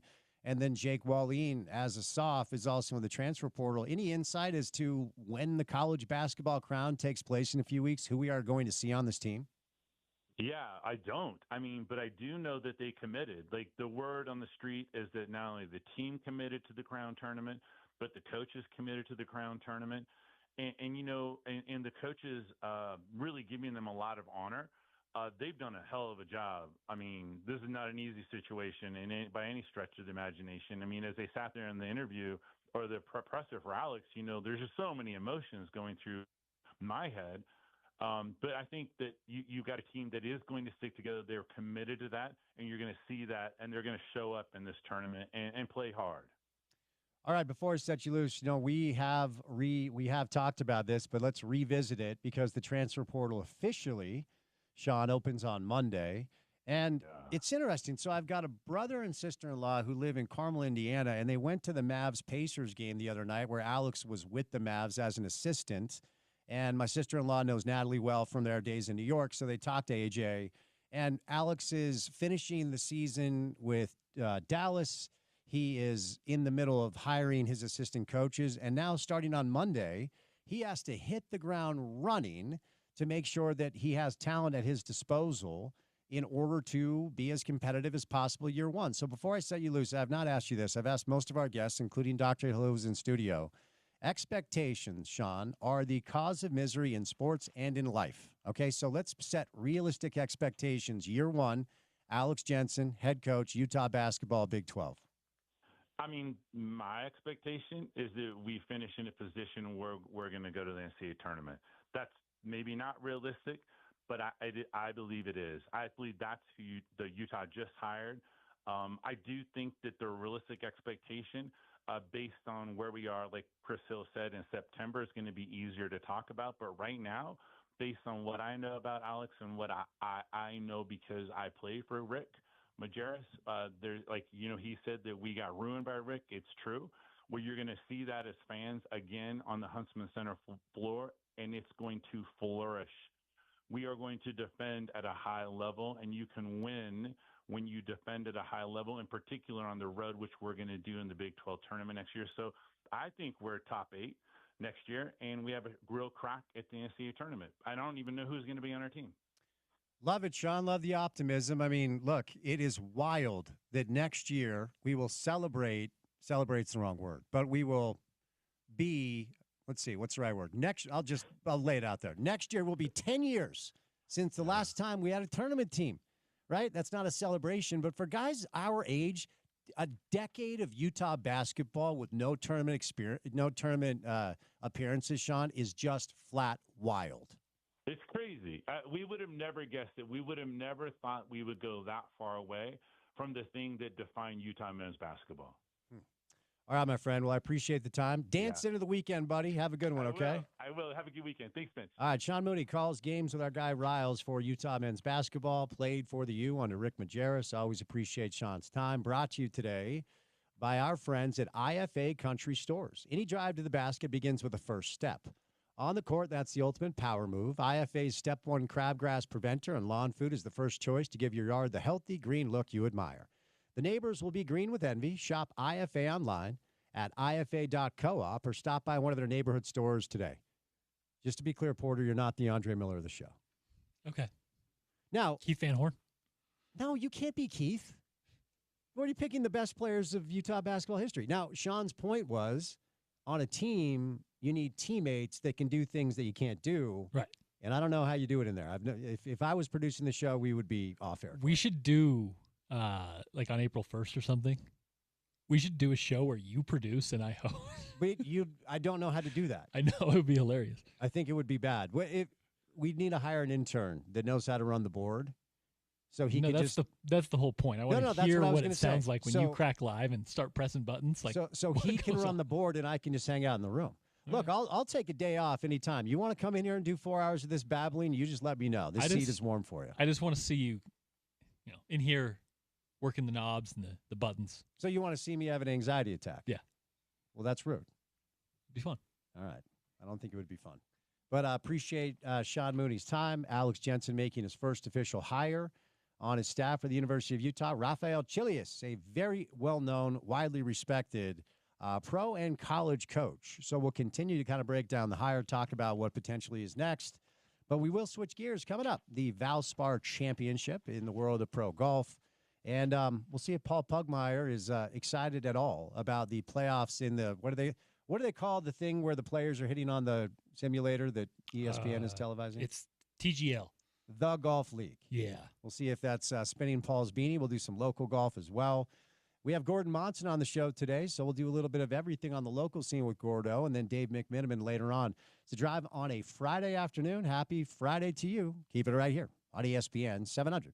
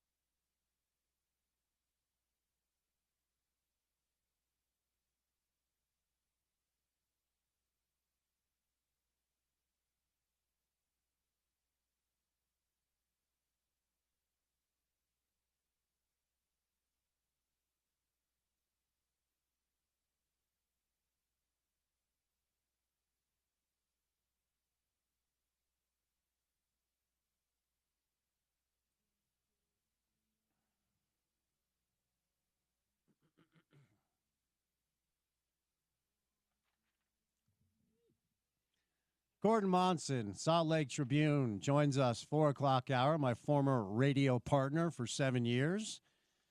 Out at the old station, Dave McMiniman, our celebrity reporter who covers the NBA for ESPN. And we'll go from there. 5 o'clock hour, The Drive. We'll get going after that. Madness of March continues. We'll update you on the leaderboard. But the world of professional golf, the PGA Tour continues their Florida swing, the Valspar Championship going on right now, Copperhead course. We'll give you a leaderboard update in just a moment, but let's talk some golf with friend of the program, Paul Pugmire, on a Friday afternoon. Paul, happy Friday, sir. How are you? Doing great, Spencer. Thank you for having me. I love the attitude. Does that mean you're somewhere warm where you can swing a golf club after we got smoked with snow up here in Salt Lake? Oh, this last week was annoying, was it not? Oh no, man, I'm just down the road from you. I'm here in Salt Lake, and but I'm feeling like it's going to get warm here. Oh, in a couple days, we're going to be okay. yeah, this is the time of year where I'm just chomping at the bit. Went down to Bad Caddy, swung on the simulator this week to keep the body in shape. And the good news, Paul, is no pain. The body's good, so I'm ready to roll. Good. I'm so glad to hear that. Educate me here a little bit as I continue to learn about the PGA Tour and the world of golf in a way I didn't know as a youngster. Is this Florida swing a yearly tradition as they play all these tournaments down south? Yes, it is, and it's after the Western swing that where they play along the West Coast and then go for a couple of weeks into the desert in Arizona and Palm Springs and all that. Then they go to the Florida swing. Traditionally, way back, the Florida swing was a thing that was leading into the Masters for pros who were from the Northeast and driving in cars. Remember that? Mm-hmm. From tournament to tournament. And so the idea was to do something in the Southeast that would finish up at the Masters, and then people would head up north for their summer jobs in the Northeast. So that's where it all comes from. It goes back like 80 years or more. And it's a thing to spend a few weeks in Florida. Also, does it make me a bad person when I very much enjoy? So I was tuning in to some of the early action, and Sahith Theegala hooked his drive and threw his golf club, and it made me happy. Does that make me a bad person? It does not. Did you see Patton Kazire kick his club? Gave it the full bore punter movement and launched the thing in the air. Went about 40 feet, bent the shaft. Golf can play with your head, man. Who is the angriest PGA Tour golfer known around the tour for a club throw here or there, a break a club over his knee? Does one name come to mind? Oh, Terrell Hatton. Yeah, no question. And Hatton is a great player. He's a top 10 player in the world, even though he has slipped in his official world rankings because he's on the Live Tour, so he's not getting as many events with points. But everybody recognizes that he's one of the top players in the world, a Ryder Cup beast. But he will tell you straight up that he's got temper and demons and a foul mouth and a quick flashpoint. So Terrell can get colorful in a hurry. All right, before we get to the Valspar, because I've got a couple questions. Is this the year of Rory? Is this the year of Rory McIlroy? I mean, Players Championship, inclement weather. I didn't know this, but after watching kind of the post-round coverage, there's not a player on tour that's better with those big wins than Rory McIlroy. And for the first time, Paul, in Rory's career, he has 2 wins prior to the Masters. Could this be the year of Rory McIlroy? Well, it is so far, absolutely. And a couple things to look at. First of all, look at the courses he's won on. Pebble Beach and Sawgrass. Okay, you may as well start at the 2 best courses available in the early part of the year, and that would be those 2 courses. So toughest courses, best fields, and he's won on those. Different kinds of weather, very different kinds of grass. That is what's really interesting to me about it. He won on bent grass and Poana on the West Coast, and he's winning on Bermuda on the East Coast. Well, they're actually in Florida. They're actually on the West Florida coast on the Gulf. But but he's won on different kinds of grasses, different kinds of situations, won in different ways. And then you start digging into the statistics and start looking at his shot patterns. And Rory has always had as his fail point controlling less than full shots. And what he is doing this year is, and by that I mean mostly with his wedges, right? When he's got a wedge in his hand, which he does more than most because he hits the driver so well.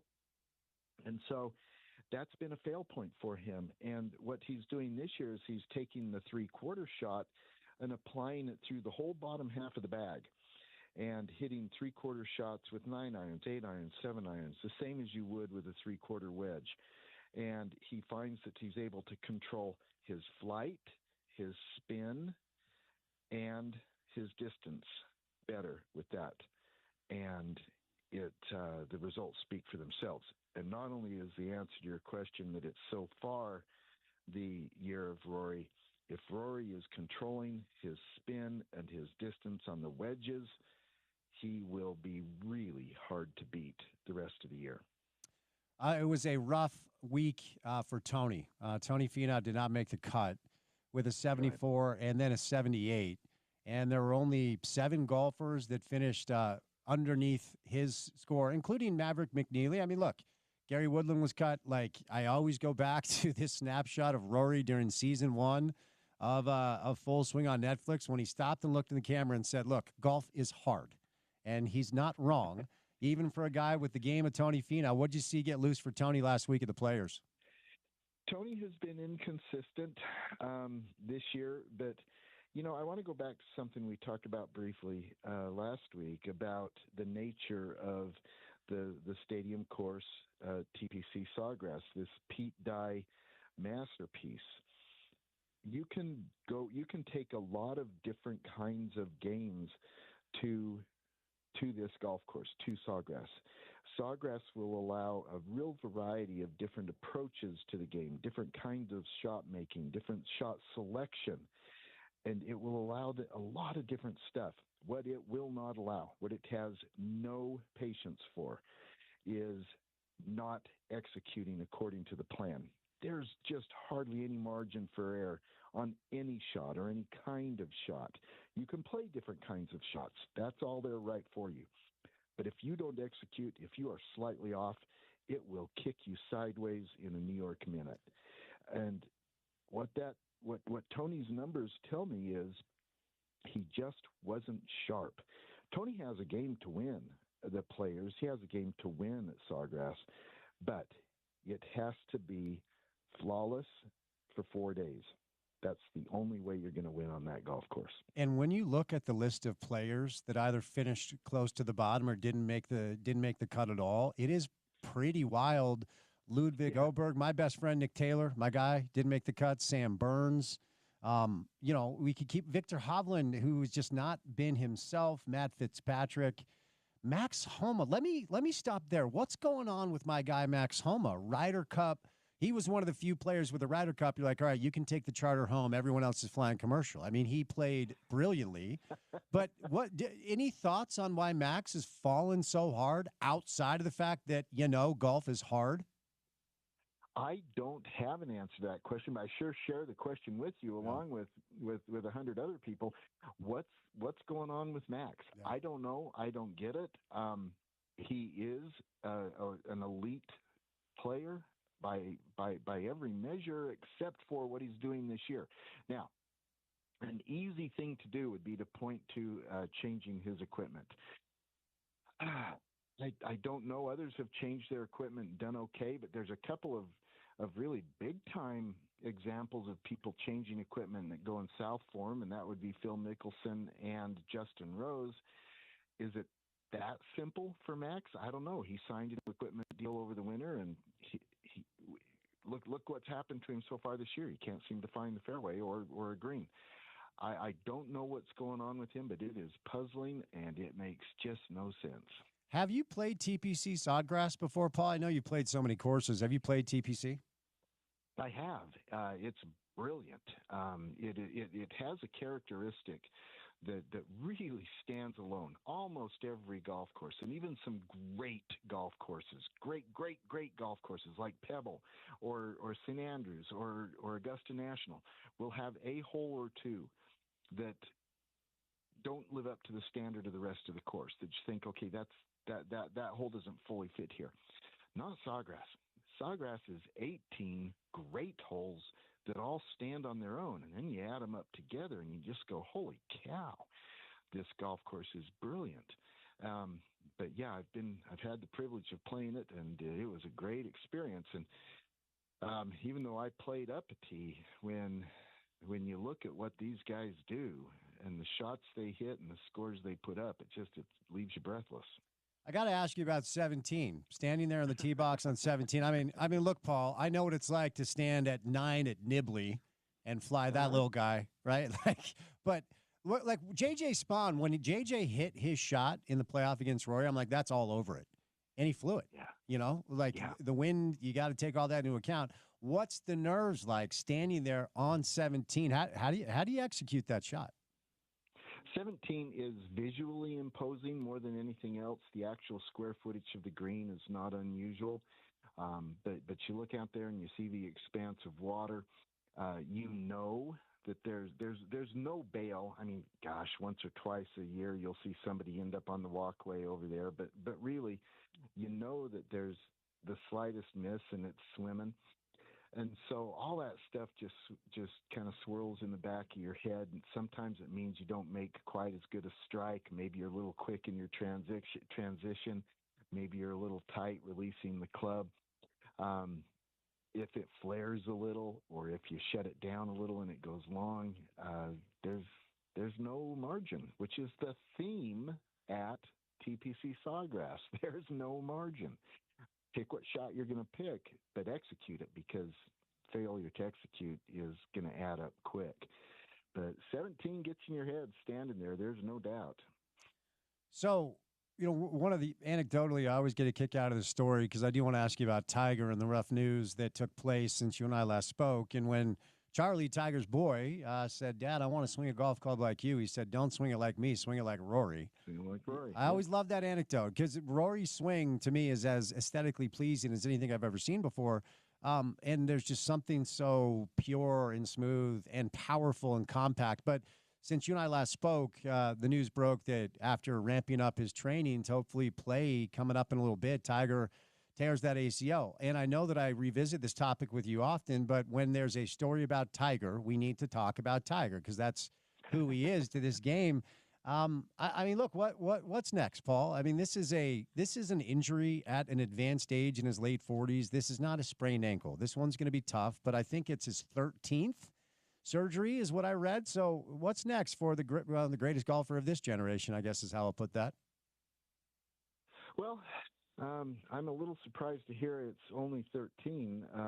Maybe it's more. It just seems. I mean, you're probably right, but it just seems like there's so many, and there's one after another, and there's always one more. But look, the guy's 48. He's 49 in December. The body does not respond as well. Sorry to report, but that's the reality. And the one thing about Tiger is that there's very few athletes of any sport who are as well acquainted and as successful at rehabilitation than Tiger, at coming back from injury as Tiger. And so you've got to factor that in. Yeah, his body's getting older, but I think he knows it. I think he knows his body better than anyone. The big surprise to me in this is that he injured himself working out. He injured himself lifting weights, which told me that he was pushing beyond what his body was prepared to do. And that surprises me, because normally Tiger is very much on top of that kind of information and data, as well as those kinds of feels. But it got away from him, and he hurt himself lifting weights. I am completely confident that he'll be able to recover, but then we're going to go back very quickly to a theme of a conversation that you and I have had repeatedly, and that is, where does Tiger then get the reps necessary to get his game into tour shape? And that is hard to see on the schedule, hard to see on just putting it together coming out of an injury. I think he can build himself back, but get his game back, that's a tough lift. All right, Paul, a couple minutes left. Let's move over to the Valspar Championship and the Snake Pits, I guess. That's what they call these final 3 holes. And Ernie Els, I was reading earlier today, said, quote, Copperhead is the best course that the PGA Tour visits in Florida. And I also read that Keith Mitchell last year became the first player ever to play 4 under par at the Snake Pit, like ever. Like that's wild to me, Paul. So tell us about this track. Tell us about the course, and specifically, what is this Snake Pit that everybody's talking about? Snake Pit is a great finish. There's no doubt about it. You can have a lead on Sunday going into the Snake Pit and come out not in the top 10. It's happened before. It'll happen again. The Copperhead course at Innisbrook, like I said, a Gulf Coast course there in Florida. It is a big boy track. And one thing to watch on that course is the rough. When players hit into the rough and you're watching on TV, watch the ball disappear into the rough, but that's not what you really watch. Watch when they walk up to their ball, their shoes disappear. And it is so difficult. Hitting it off the fairway or hitting it off the green or a Moans surround near the green, and they're going to have a real hard time getting the club on the ball, which means no control. That adds up very quickly. It's long. The course is well designed. It's really well bunkered. It's a big boy course by every measure. And those last 3 holes, they're designed to send you home crying to your mama. And there's not a lot of super low scores so far. No. Juxtaposed to some of the other tournaments, some of the bigger names. Good to see Victor Hovland tied for second. I was going to ask you about Hovland because kind of like Max, he just hasn't been himself. Really, and I remember asking you after the Ryder Cup, like how good can he be? Because he won was it the BMW? He won he won the FedEx, right? Didn't he, a couple of years ago? And so yes, he did. Felt like his star was kind of on the rise. He has not had a good season, but he's tied for 2 right now. Shane Lowry also in the top 10. We've got Xander in the mix, Will Zalatoris. I'm just hitting the big names. The leader right now is someone named Jacob Bridgman. I'm sure you know who he is. I very much do not. So tell us about the leader who's 6 under, and I read off some of the other names. Who do you think is going to be in the mix over the weekend? Bridgman is a Korn Ferry graduate, came out of Clemson.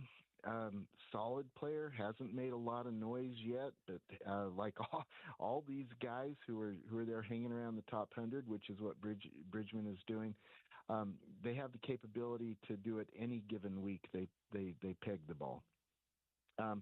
Now he's got 2 more days, to go at Innisbrook. Can he hold on to it? We'll see. He's got Victor Hovland going down, hanging around right in back of him, as you mentioned. Shane Lowry's not too far back. Another guy at T8 named Harry Hall. I like him a lot. He's a player that should be making some noise. But you mentioned Schauffele. Not too far behind him is Will Zalatoris. There's some good names on this. Keith Mitchell's at T15, and Mitchell has shown an ability to play this course. Another one at T15 is Sepp Straka. Sepp Straka is a sneaky horse. He isn't a household name, but he absolutely is a quality player. And he's a guy that all his peers really respect him in his game. He's a guy who can make some noise too. But on this course, it'll be anybody who avoids making mistakes, and they're the ones that are going to be able to make it through to the end on Sunday. The only local name I'm seeing, you correct me if I'm wrong, is Patrick Fishburne. Tony's not in the field, right? Okay. That's right. So just Tony decided to opt out? Maybe he had a rough week, or what? Why isn't Tony playing this weekend?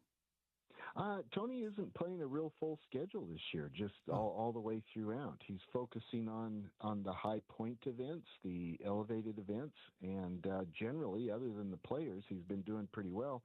So he's in the top 20 of the FedEx. but he's focusing on the high point events. All right. Well, he's earned it, no doubt. Just want to see him true. back. Yeah, That's want to see true. him back in the winner's circle as soon as possible. All right, Paul. What's coming up on the program tomorrow? What should our listeners know? The University of Utah pulled off something this last week in college golf that is remarkable. When Brandon Robinson won the individual side of the University of Arizona's Invitational down in Tucson last week, Robinson became the 5th Utah player, all 5 of the starters for Utah now, to win a tournament individually in the calendar year. It is remarkable. We're going to be talking with both Brandon and Coach Clegg tomorrow on the show to get the story on that. Plus, we're going to talk with Patrick Manning, who is the managing partner at Black Desert, about preparations for the LPGA coming to town in May, to the state anyway, in May. I cannot wait to see this event and to see the greatest women players in the world come to Utah. We're going to catch up with Patrick Manning on preparations for that tomorrow. Can you please tell him that I'm trying to make tee times at Black Desert in May? How early do you have to freaking make times of that course, Paul? Get up early. Goodness gracious. It is a tough ticket. All right, my friend. Well, thanks for the time. Enjoy the weekend. Have a good show tomorrow. And thanks for having me on last week. I apologize. I was a little tardy. It was fun. It was fun. It was great fun. Really appreciate you doing it. Thank you, sir. Have a good show tomorrow, okay? Thank you. We'll see you. Paul Pugmire, Utah Golf Radio, brought to you by our friends at Uinta Golf. Time now for our PGA Tour leaderboard update with our good friends at Uinta Golf. Stop by one of the 5 Utah locations or visit worldwidegolfshops.com for the latest deals on the Titleist Pro V1X Ping drivers, TaylorMade QI35 woods, and Callaway AI 10x Smart Club technology. Wow. All right, right now leading the way, Jacob Bridgman, as Paul referenced, Korn Ferry graduate. Couple of notables, Victor Hovland tied for second. Shane Lowry is in the top 10. Xander Schauffele is right behind Shane Lowry at 3 under par. Then it's Will Zalatoris and Corey Connors at 2 under. Keith Mitchell, who played the Snake Pit last year at 4 under, first golfer ever, 2 under par as well. Sepp Straka in the mix, as is Billy Horschel. Let's see. Let's keep going. Where is Sahith Theegala 1 under par. Where is Scheffler? Scotty Scheffler is playing in this tournament somewhere. Oh, there he is. Scheffler 2 under par as well. Looks like some of the notables that are in a good position to make the cut: Jordan Spieth, Justin Thomas. Guys on the wrong side of the cut line, our local player Patrick Fishburne, a 2 over par. Adam Scott 2 over par as well. A lot of the big golfers not playing in this tournament as the PGA Tour continues their Florida swing. Joel Damon 6 over, of Netflix fame, of course. Luke Donald 8 over par. This is a tough golf course.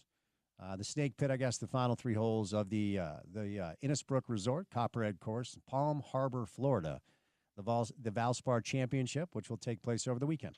All right, we'll catch a break. 2 hours down, 2 hours to go. My old radio partner, Gordon Monson, will stop by. Then it's Dave McMiniman. That's your 4 o'clock hour of the program on a Friday afternoon. Don't go anywhere. Keep it right here on ESPN 700, 92.1 FM. Proud to be part of Utah's ESPN radio network.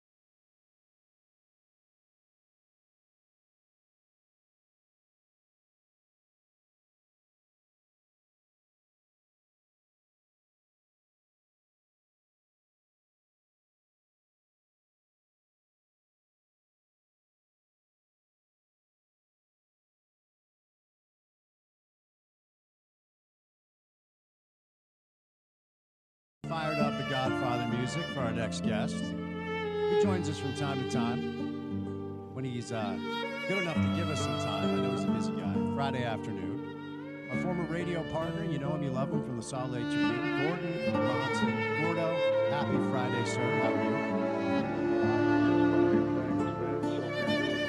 you? All is good here. All is good here. The madness of March. And you're a March birthday boy, too. Am I remember that correctly?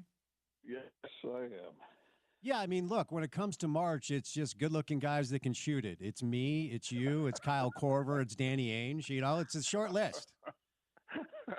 Well, I appreciate you including me in that group, you know, and I won't go into my athletic event against Danny Ainge that time, but, you know it. I don't need to brag about it. Well, I mean, I just think it's worth bringing up because I'm sure he's still bothered by the intramural football game you played against him when you rose up out of the air and snatched the football from his grasp. But I believe he just turned around and nodded his head like, you win, right? That's the gist of it? Yes. Yeah, it was something like that. Well, and out of the four of us, I believe only one of us had vanity license plates in Los Angeles. Was it Swish and 3 points on your luxury vehicles when you were in L.A.? Am I remembering that correctly? Actually, one of them said 3 points, and the other one said airball. Oh, okay. Well, that's a good counterbalance then. It's both arrogant and humble, which kind of describes you, Gordon, to a T. Are vanity plates now, are those just a thing of the past? I don't see them much anymore. No, first of all, shame on you for ever having one. And second of all, I hope they're a thing of the past because it's the worst. It is really the worst when somebody has vanity plates. Well, this is a long, long time ago, and I hadn't learned that lesson yet. All right. Because I saw I think it was a Laker player driving a nice car, and I'm not sure. I couldn't tell exactly, but I thought it said rebound, and that's what gave me the idea. So, well, what do I do well? Well, I shoot the three, or I shoot an air ball. So I went with that, but I don't know. I mean, I wouldn't do that now, but it was a thing back in the day. No, fair enough. And right off the top, USA loses to Panama in the CONCACAF Nations League. Are we starting to get worried about Pochettino? Well, no, not really. No, not really. Sorry, I laugh because of the experience I had with him once when I was interviewing him, and he kept spitting all over me, and so it makes me laugh now. Well, how would you analyze how he's performed so far? Oh, I say, okay. That's it? That's it. Just okay. Nothing to brag about, nothing to be ashamed of. You have learned, my friend. You have learned not to dig into the weeds of specific soccer takes because then that's when I can hit you over the head. Which you have often done in the past. Yes, indeed. To great comedic effect. So. Yes, indeed. All right, Gordo. Let's see. BYU, pretty impressive. VCU, a good team. That was a tough 6-11 matchup for them. And it was a 25-8 run on both sides of the first half. So the final 4 minutes of the first half and then the first 4 minutes of the second half separated BYU. Other than that, it was back and forth. It was a bit of a dogfight, but give them a lot of credit, man. And for the first time in 14 years, BYU has won an NCAA tournament game, and they've got Wisconsin coming up. If they win that game, to go to the Sweet 16 for the first time since Jimmer was around. So year one, Kevin Young, you've got to give him a lot of credit. What'd you make of the way BYU handled business yesterday? Well, I think Kevin Young is a big part of this story. He has found a way to make the most of his players, and they feed off of the confidence that he gives them. And that game I think BYU got tired of all the comparisons, VCU and Houston, and they just thought, look, we played against some pretty good defensive teams. That Houston team. I mean, Spence, I don't know what you think of that version of the Cougars, but man, that team is good, and gave BYU all kinds of problems, obviously. But they said, look, we played other good defensive teams. We can handle this. And I'll be daggone if that isn't exactly what they did in that game.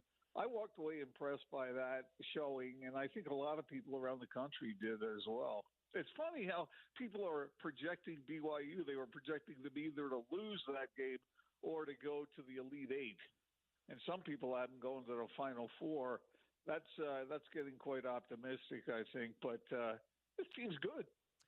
Yeah, they are. And we'll get to the Wisconsin game in a moment. The thing that gives me a little bit of pause, even though I've been impressed, like when BYU, the old saying, how good is your good? How good is your ceiling? When you're playing at your max, what does it look like?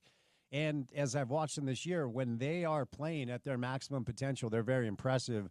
But if they're going to make it to the Elite Eight or the Final Four, they're going to run into a next level group, kind of like Houston. And Houston has just undressed them twice this year. So I hesitate to say BYU is a Final Four team, but I do think they can get by Wisconsin. But tell me what you've seen when the competition, because Ken Pomeroy, who good friend of the show, one of the best college basketball minds around, his whole thing with the tournament this year is really the top 8 teams, the 1 and the 2 seeds.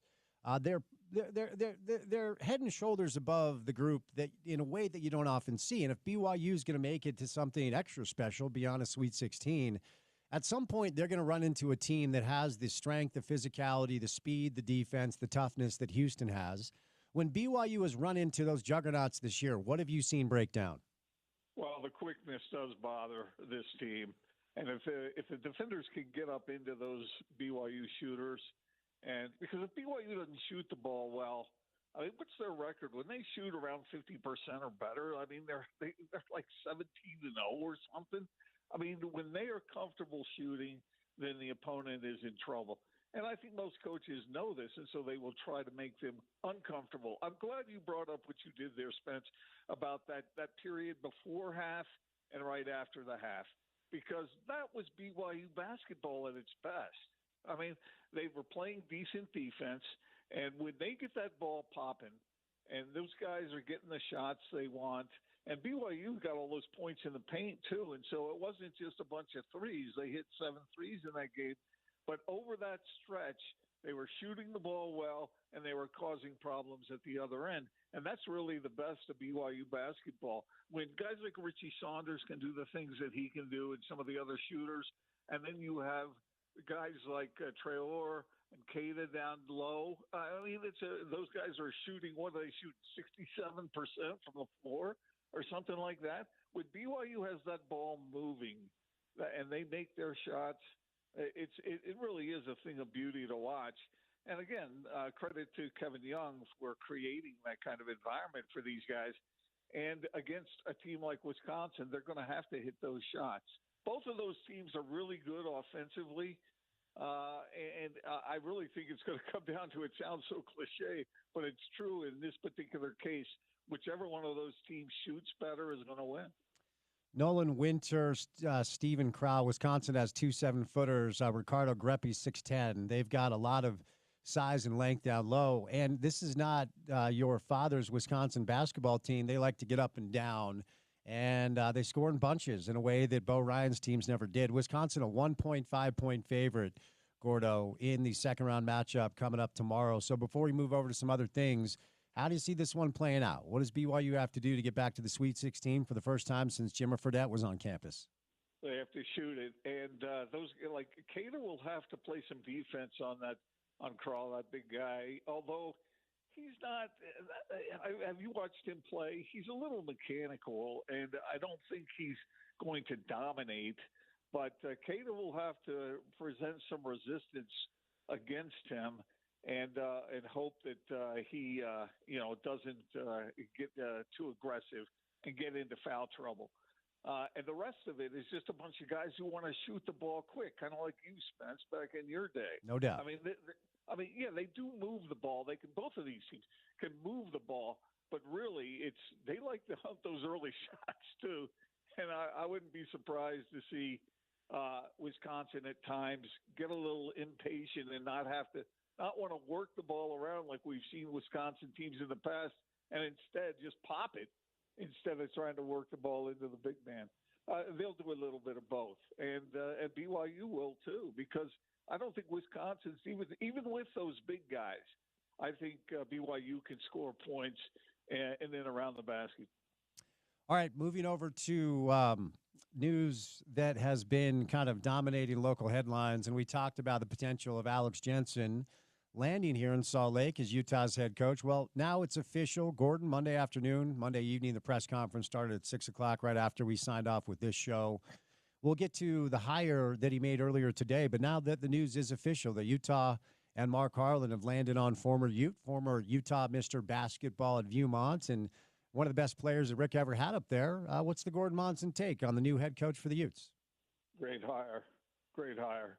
I talked at length with Quinn Snyder about Alex, and those two are pretty close, had a nice relationship, and Quinn thought it's a great hire. He thought the time was right for Alex, and he thought that he had everything necessary in order to make Utah basketball what it really should be.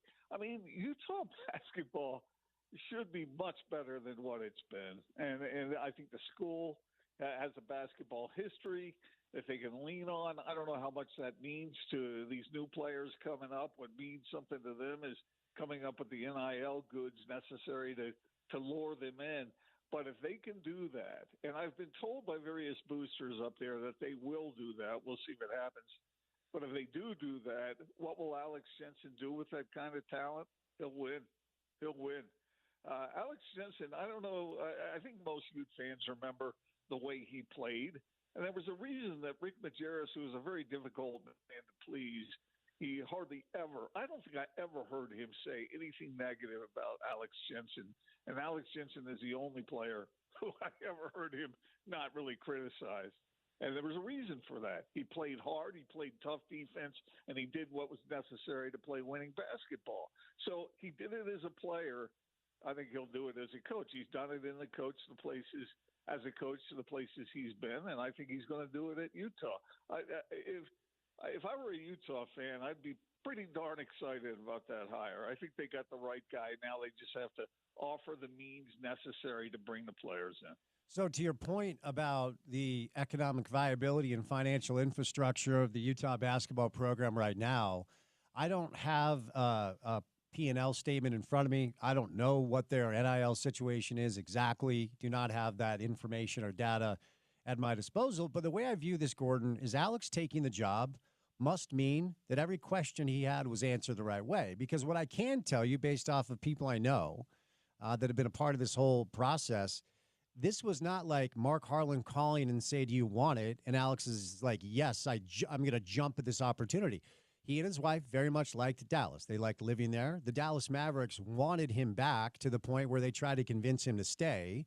And just the very fact that he ended up landing on the gig has to mean that he has some assurances in place, because he wasn't working at Maverick. He didn't need this job. He had a good job, right? So do you read it the same way, that him just taking the job must mean he has some assurances? Yeah, he wasn't working at Maverick. He was working for the Maverick. Look nice. Look at you. Yes, I agree with everything you just said. And both you and I have talked to various boosters who I believe, and I think you do too, that Utah is going to come up with more goods. They have to do it. They have to. Now, I don't know how revenue sharing is going to play out and what that's going to mean over the long haul. I guess we all got to wait and see for that. But you're obviously going to have to offer what's necessary to get the kind of players that you need and that you want.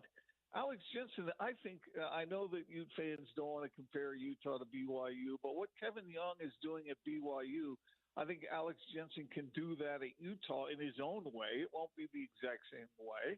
There's no one exact way to do it. But Alex Jensen, obviously, he knows the X's and O's. He knows how to motivate. And he doesn't, even though he's a super nice guy, he knows how to talk a little crap to his players to get them motivated, to get going and do what they need to do. And so with those means that we're talking about, I think he's going to get those players. And I think Utah is going to be back where it should have been over the long haul here. Gordon, next year it will be 10 years since a Utah basketball team made the NCAA tournament. 10 years. Now, if you're a person of a certain age, maybe that doesn't surprise you, but anyone, in their mid-30s and beyond, like an entire decade, it's one thing to go a couple years, okay? Big 12 is tough. You're not going to qualify every single year. I don't think that's realistic. But ultimately, a decade of no tournament action for Utah basketball, as I say it out loud, man, it blows my mind. Well, when you think of coaches like Jack Gardner and Jerry Pym and Rick Majerus and those, I mean, they're probably wherever they are looking at this situation going, that's not the way it should be. That's not what should be happening at that particular program. And the good thing about Alex Jensen is he brings a lot of the qualities that some of those coaches had without the downside. I mean, there was a reason Rick Majerus hired him, drew him out of playing his playing days over in Europe, to come coach with him. He respected him because they thought a lot alike. And except for in Alex's case, he doesn't have the baggage that Rick, for whatever reason, couldn't exorcise from him. And so I think he will implement a lot of those same coaching elements without the personal aspect that got Rick in trouble. Since you brought it up, let's talk a little Rick Majerus. And I know towards the end of Rick's run, you and he were not best of friends, if I recall that correctly, because of some reporting you did. Some good reporting that ultimately needed to be done. And it was always such a really interesting dynamic with Rick because you could not deny two things. You could not deny that he was a basketball savant, and you could not deny that he was a very difficult human being.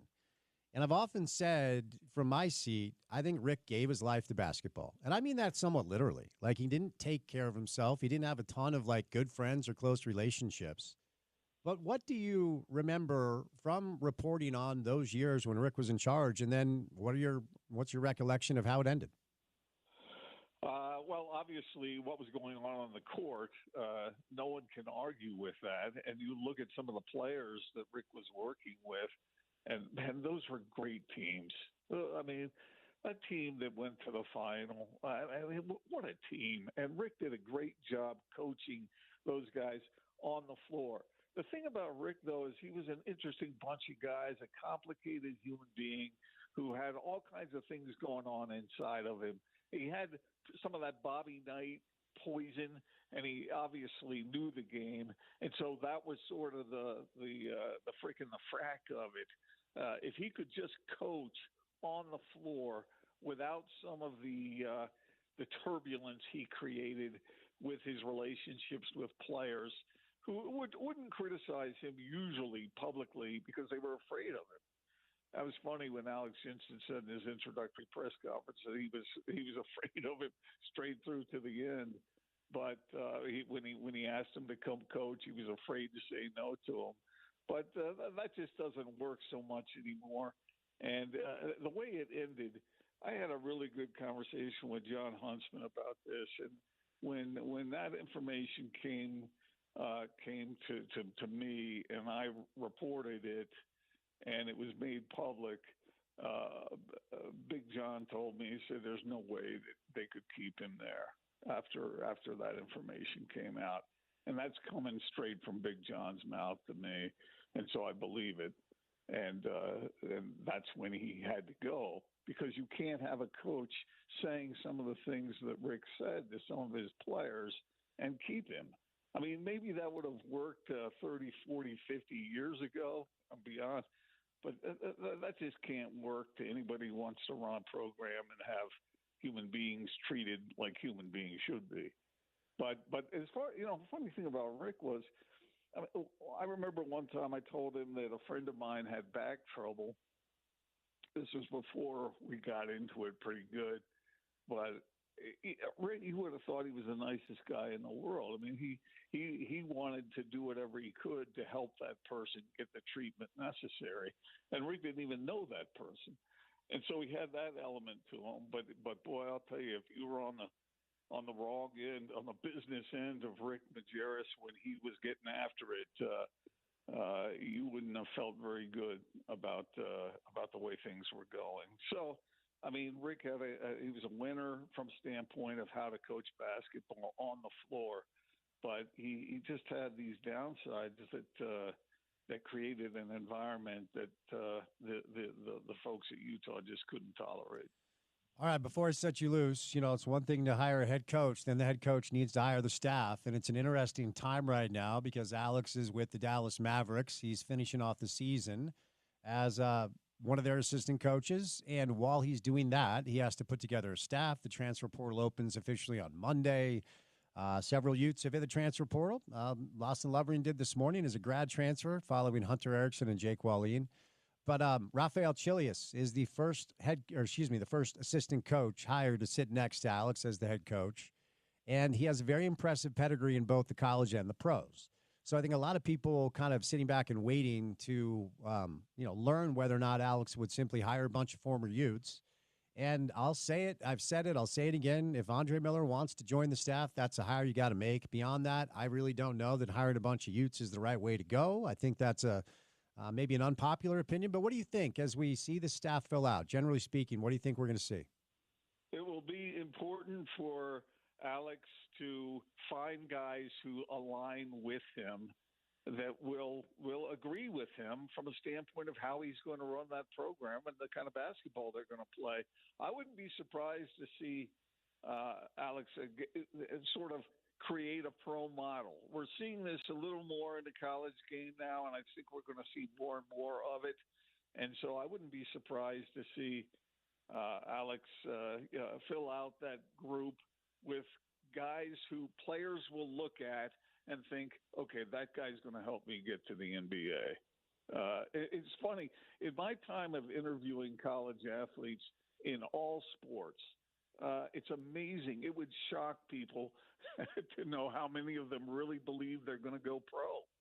Even though such a small number of them actually do, that's not the way the players look at it. And I guess that's not the way you would want the players to look at it. Like, I'm just mediocre. No, you want them to dream big and then play hard.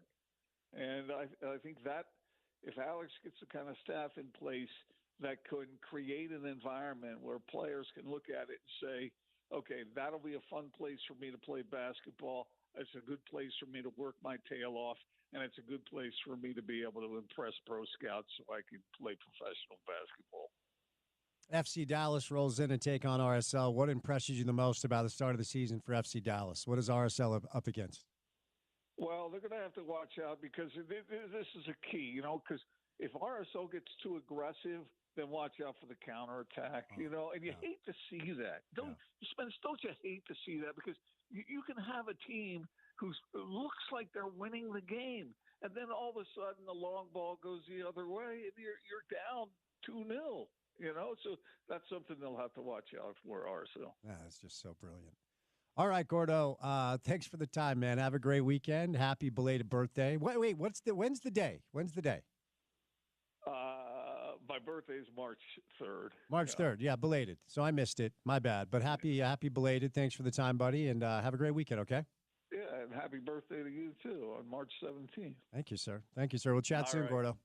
Thanks, man. See you. All right, the great Gordon Monson from the Salt Lake Tribune, my longtime radio partner over at the old Stomping Grounds for a long, long time. Gordon today brought to you by our friends over at Burt Brothers. We're going to bring in Dave McMiniman coming up on the other side for a little NBA. Burt Brothers, with over 30 years of experience in nearly 30 locations, Burt Brothers ASC certified technicians bring expertise and professionalism to every interaction. Industry-leading warranties and low-price tire guarantees. One-stop shop for reliable repairs and maintenance, from tires and alignments to fluids and brakes, offering a full range of automotive services tailored to meet your needs. Now offering value tire options such as Americas and Summit tires, starting at just $69 with warranties that go up to 70,000 miles. As one of the few AAA certified shops in Utah, Burt Brothers upholds the highest standards in automotive service. Stop by Burt Brothers or Tire Busters locations or schedule an appointment today to experience the trusted service that has made them a Utah favorite for over 3 decades. Burt Brothers, doing it better since day one. More information online at burtbrothers.com. We'll catch a break. Dave McMiniman joins us coming up next right here on ESPN 700.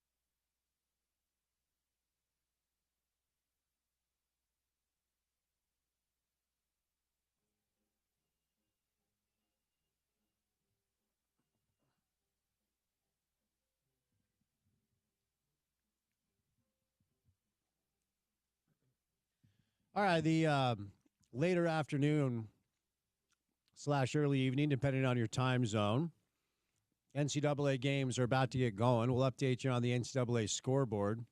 One game going on right now. Maryland is smoking Grand Canyon.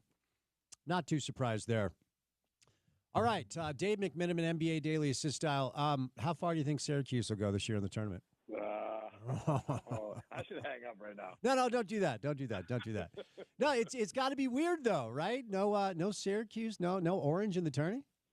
Yeah, it was a rough year, 14-19, and Syracuse is kind of my last bastion of fandom when it comes to basketball. I love basketball, but covering the NBA, I shelf that side of me. So I look forward to those games and kind of remind myself why I do this job. And there weren't too many to look forward to this year. Hopefully, transfer portal takes care of us. I believe in Red Autry. I think he had a rough year with injuries. J.J. Starling missed a lot of time early. Donnie Freeman, our McDonald's All-American, missed his last 2/3 of the year. So hopefully he can get things together. But it's been weird not having a dog in the fight whatsoever in the tournament. And yeah, I've been watching the games. We've had better first 2 days. I'll put it that way. And not even talking about Syracuse. Like, we just need some better games. Yeah, and like you, I went to a school with a great basketball pedigree, Dave. The University of Utah next year, it will be 10 years since Utah made a tournament. And you're a little younger than I am, but you remember, Jim Jim Boeheim. Yeah, we had Rick Majerus, you had Boeheim, and we never won a national championship, but we got spoiled. Can you believe it's been 10 years since the Utes have been in the tournament? Yeah, that's really surprising. And you're considering, you got Pirtle and you got Kuz in the league today. Yeah, that's very surprising to hear. You were, correct my memory, you were the team manager during Melo's freshman year, is that right? I was, yeah. I was a year older than him, so we had 1 year overlap. Obviously, a very successful year. And I had the same 4 years of Akeem Warwick. He was a two-time All-American our junior and senior years. So one of my favorite things we used to do is we used to go into the Garden for the preseason Big East tournament, and I had never even heard Melo's name. And I can remember watching him, and he was truly one of the most dominant college scorers that I ever saw. I wonder what that was like, having a front row seat to that national championship year with Melo as a freshman. It was awesome. Obviously, that first game you're referring to was against Memphis. Yep. Syracuse was unranked going into that year. We had kind of a rough year my freshman year. Didn't make the tournament, went into NIT. Preston Shumpert graduated. Deshaun Williams transferred. It was basically a brand new team. And Melo drops 29 against Memphis our first game. We lost it, but it's one of the only 5 losses we had all year. We ended up going 30-5. And the thing that stands out to me was, we're talking about 2002, 2003. Stretch 4 wasn't really a thing. Certainly not a universally accepted position. And as the year went on, Melo was big and strong, and he came in as basically a 4 for us. But the coaching staff trusted him to turn his game into a stretch 4 versus just a guy on the block. And you saw that on full display in the tournament.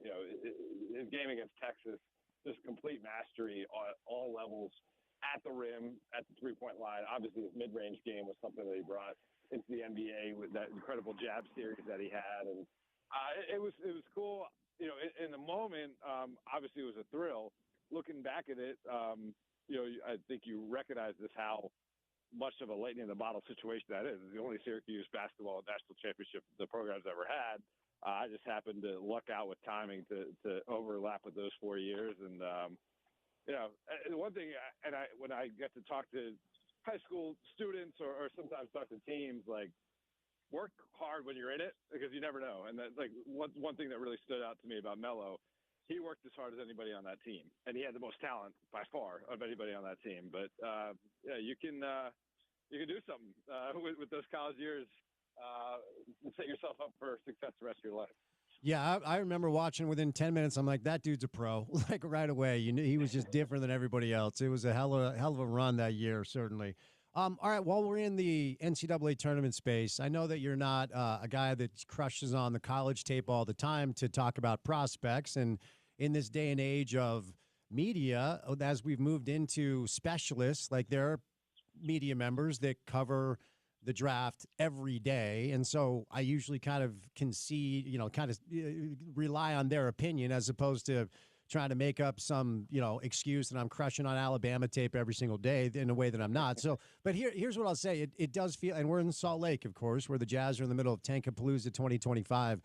So I'll just ask you, people you talk to, scouts, coaches, GMs, execs, have we moved into like this is Cooper and everybody else, and it's just very, very clear?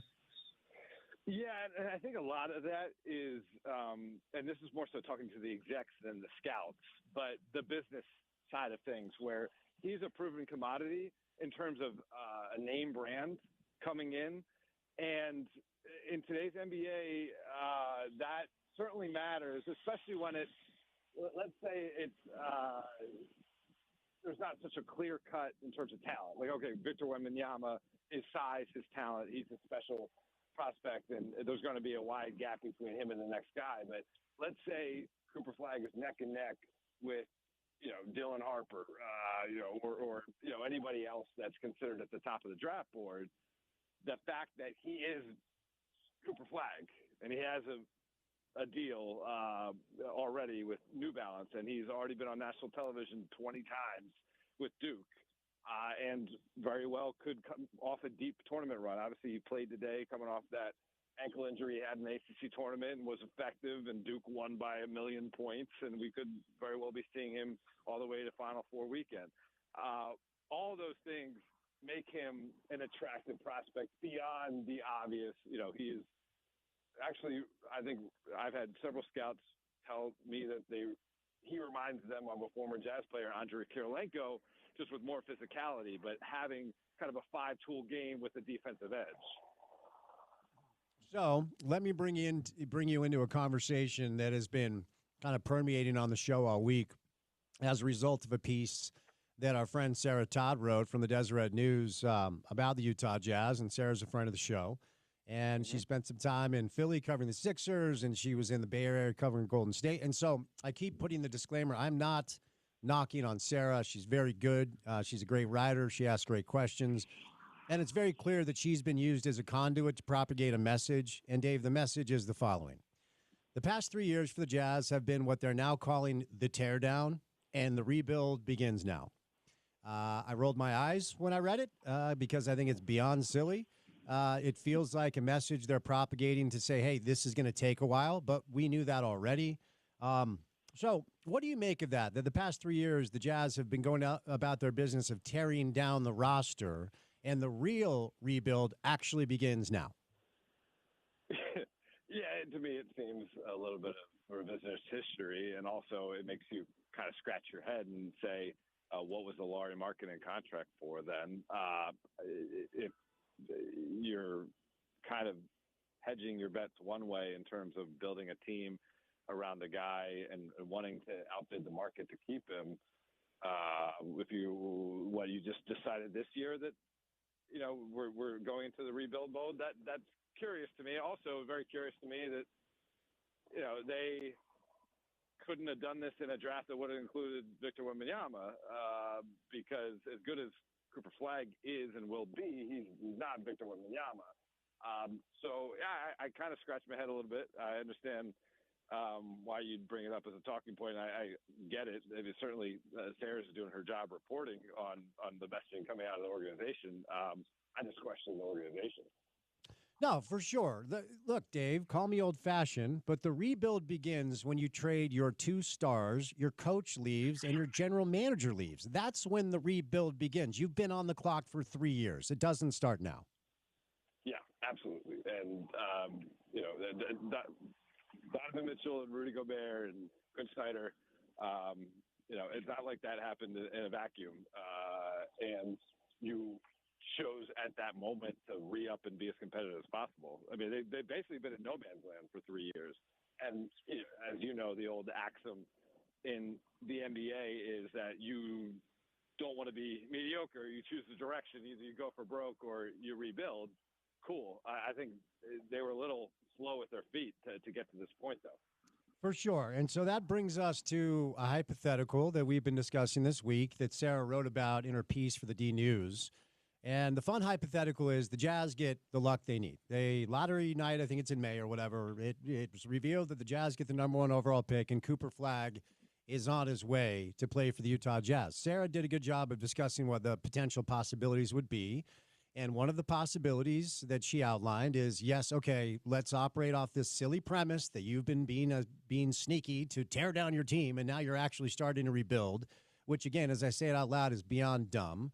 And Cooper at 18 signifies the start of the clock, and that's your timeline. Therefore, 2 options. Keep Markkanen, keep Kessler, have a starting front court next year of Cooper Flagg, Larry Markkanen, Walker Kessler, and then you've got some grown-ups in a locker room to help an 18-year-old understand what it's like to be a pro. Or does next year feel a lot like this year, and when Lowry is available to be traded, as this year will end, you move on from him? And she even talked about moving on from Walker, which I think is hard because he's been so good.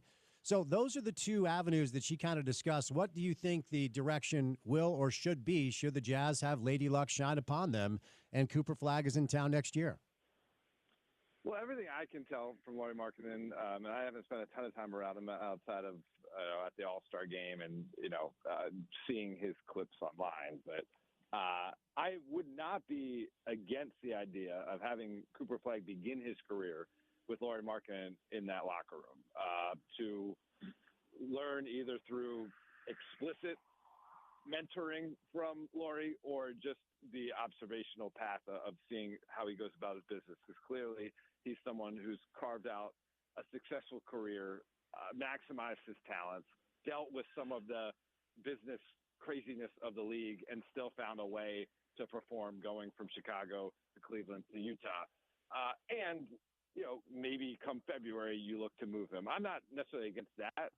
And then also, Cooper's younger than Walker, but it's not like Walker's long in the tooth either. So I'm not against the idea of that they could be on the same timeline. So also, especially considering that we just know that the big men tend to take a little bit longer to season in the NBA. It is what it is.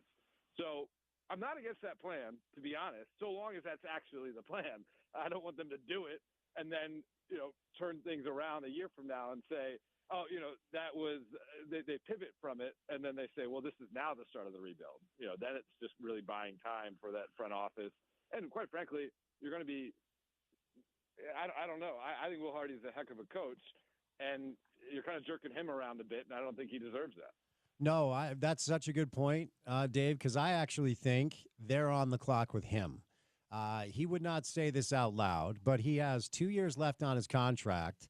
And barring something completely unforeseen, they're not in the mix for anything special next year. And I have a hard time believing that 2 years from now, they're back with the Western Conference elite. If that's the deal, what do you think Will does? If after 5 years, he's looking around at ownership in the front office and he's like, dude, I go into every single game up against this, because coaches want to win. And after 5 years, if Will's win-loss, if he's won like 30% of his games, that's not going to reflect well on him, even though, like you, I think he's bright. Like, if we operate off that hypothetical, 5 years passes and they have not given Will the tools at his disposal, what does that mean for him? Well, I mean, basically, if he has, an agent that can present it the proper way, that you explain that my loyalty to you is at the same time hurting my free market value, and I want to, despite the fact that my winning percentage wouldn't reflect a major pay raise, if we want to continue to work together, I need a major pay raise, because otherwise, if I don't get it and things go south and you guys decide to move on from me, I've kind of cut myself off at the knees in terms of earning potential, and maybe have soured my resume to the point that I won't even be considered for another head coaching job. Now, I don't think that would be the case, but that's what you argue as the agent in order to get the maximum amount of compensation for going through what he's going through, because now it's not an apples-to-apples situation, but look at what Brett Brown went through in Philadelphia. He suffers through the entire rebuild process with the process and just starts to sniff some success, and then they move on from him. And, that would not be an appealing scenario for me if I'm someone in Will Hardy who's, about 15 years younger than Brett Brown was when he went through the process. And have all these hopes and dreams and aspirations, what he'll be able to accomplish in the NBA on the sidelines. Yeah, because it's one thing, because they always go out of their way to say Will is a part of our rebuild. Well, maybe I should rephrase that. Will was a part of our teardown, and now he's going to be part of our rebuild. But you can have all the, the intangible cliche things, represented in your ecosystem throughout your organization. You can say everything you want about the head coach, and you can say he's well paid and he's part of the brain trust. But if he doesn't have a chance to win, these guys, man, the way they're wired is they're going to go find a place that gives them a chance to win, even if you feel loved and even if you get paid. These coaches, they want to win, man. They're maniacal that way. And it can stunt your development, quite frankly. For sure. I'm not saying he wouldn't go about it the right way. Again, he's someone who I've gotten to know a little bit, and also from afar I've been impressed with. But at the same time, if he's not in the hunt of knowing what it's like to have to prepare for big game after big game while you're trying to move up in playoff seeding, and he doesn't get to experience that for another, I don't know, I'll throw out 3-4 years. Now you're looking at it. I'm in here the better part of a decade, and my professional experience has been devoid of what it matters most to prove myself that I could do this job. Like, yeah, it's a tough pill to swallow. Now, on the other hand, maybe Cooper is that special, and we're talking about a guy who can add 20 wins to a team win total, and all of a sudden the energy shifts just like that. And that's not outside the realm of possibility of a scenario coming to fruition. Now, of course, we know how the lottery works, though. Just because you have a terrible record, the best you can do is get a 25% chance of getting the top pick. Now, that 25% chance might be 5% better than anybody else's chances. And with 1,000 combinations, a lot of times you do end up with that pick. But it's a crapshoot. And, for Will's sake, I hope he ends up with a team that gets him excited about coaching and allows him to put all his best stuff on the court on a night-to-night basis with a roster and a franchise that is aligned to win now.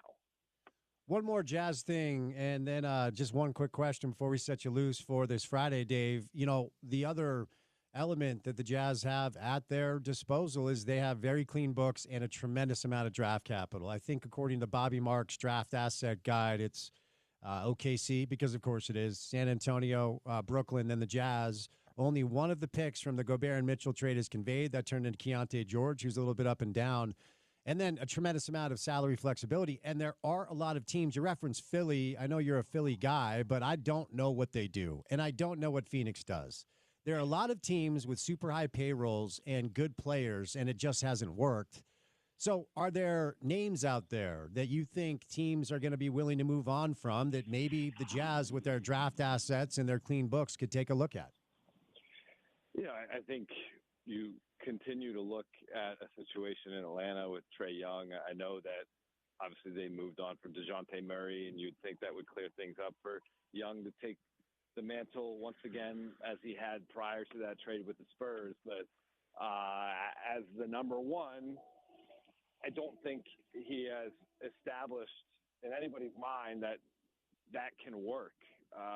Certainly as number two, I think it's a different roster math. And, perhaps that's someone you get off their franchise player who's not quite a franchise player, give them plenty of draft capital so they can restart things. And, wouldn't that be kind of funny if Quinn Snyder ends up getting all the assets he needs to rebuild the Atlanta Hawks from the former team that he built up? That's someone you compare if you end up winning the lottery with someone like Cooper Flagg. It's similar to the situation that we saw with the Kings deciding, De'Aaron Fox isn't quite that guy. So the Spurs will give us some stuff that we need, and the Spurs now have him complementing someone like Victor Wembanyama, and it makes more sense. So I'd start something like that. Phoenix, actually, I'd be surprised, and I know there's been a ton of intrigue about what Kevin Durant will do. I still think the fact that he told the team, no, I don't want to go to Golden State, was pretty indicative that he is still interested in seeing that thing through. Even if they flame out this year, don't make the play-in tournament, or if they do make the play-in tournament, have a quick exit from the playoffs, it would not shock me if that team comes back next year. Now, whether the coach is there, that's a bigger question. And then Philadelphia, I mean, sure, I think they'd love to reshuffle the deck there, but Tyrese Maxey is the only guy I would want if I'm the Jazz, where I'm at with my franchise trajectory right now. I wouldn't want any part of Joel Embiid or any part of Paul George. And so, I think if the Sixers come calling, you don't pick up that call. Because quite frankly, as poorly as they manage that team, they're not going to give up Maxey too. So there's going to be names that come up. They always do. No one, outside, I didn't anticipate Jimmy Butler forcing his way out of a team that he had led to 2 finals appearances over a 4-year span. You don't see that very often. So, the Jazz will be in the position to have the benefit of patience on their side, again, because as you said, or as they said, this is the start of the rebuild. Well played. Hey, before I set you loose, my weekly check-in, who's keeping Mark Daigneault up at night, playoff time? Which team in the West is he concerned about? Yeah, listen, Minnesota has not been losing once Julius Randle got back healthy, and I understand that late game situations, they've struggled this year. They have a bad record in games decided by 5 points or less, and certainly Ant can still fall into hero ball, but I like some of the pieces on that roster. They have some defensive grit. We've talked about Rudy ad nauseum. I know that in certain situations in the playoffs you can play him off the court, but I think Finchie's a really good coach, and I like that group. I wouldn't count them out. Obviously, the Lakers, we've barely scratched the surface, in my opinion, of how good they can be. Luka is really just kind of looking like the guy that he was the bulk of his career in Dallas since he got to LA. He missed 6 weeks with a calf injury. He was all out of sorts, basically his first 10 game with the Lakers. These last 10, he's looked pretty dynamic, and you're about to get LeBron back sometime in the next week or so, I would say, with some fresh legs for him, you would think, so long as the groin injury is behind him. They're a really tough group. And, I think I can talk myself into Golden State because of Steph. I can talk myself into the Clippers because of how great of a coach Ty Lue is, and Kawhi Leonard looked really good last week against the Cavs. But I don't really know. I don't really believe that. Like I think you're talking about OKC, and then if there's a team that's going to beat them, it's going to be Minnesota or the Lakers. All right, my friend. I appreciate the time. Happy weekend. Have a good one. We'll chat soon, Dave, okay? Yes, sir. Enjoy the tournament. All right. The great Dave McMenamin covers the NBA for ESPN on Twitter at MC10 is where you find him. Proud Syracuse alum. Orange not in the tournament this year, which is wild. Dave brought to you today by our friends at IFA Country Stores. Any drive to the basket begins with the first step. On the court, that's the ultimate power move. IFA's step number 1 crabgrass preventer and their lawn food is the first choice to give your yard the healthy green look you admire. The neighbors will be green with envy. Shop IFA online at ifa.coop or stop by one of their neighborhood stores today. All right, Porter, the first 3 hours have been the teardown. The final hour today will be the rebuild. That's how we do it. You ready for it? I'm ready. 5 o'clock hour, the drive comes your way. Coming up next, we'll update you on the Madison March before we say goodnight at 6 right here on ESPN 700.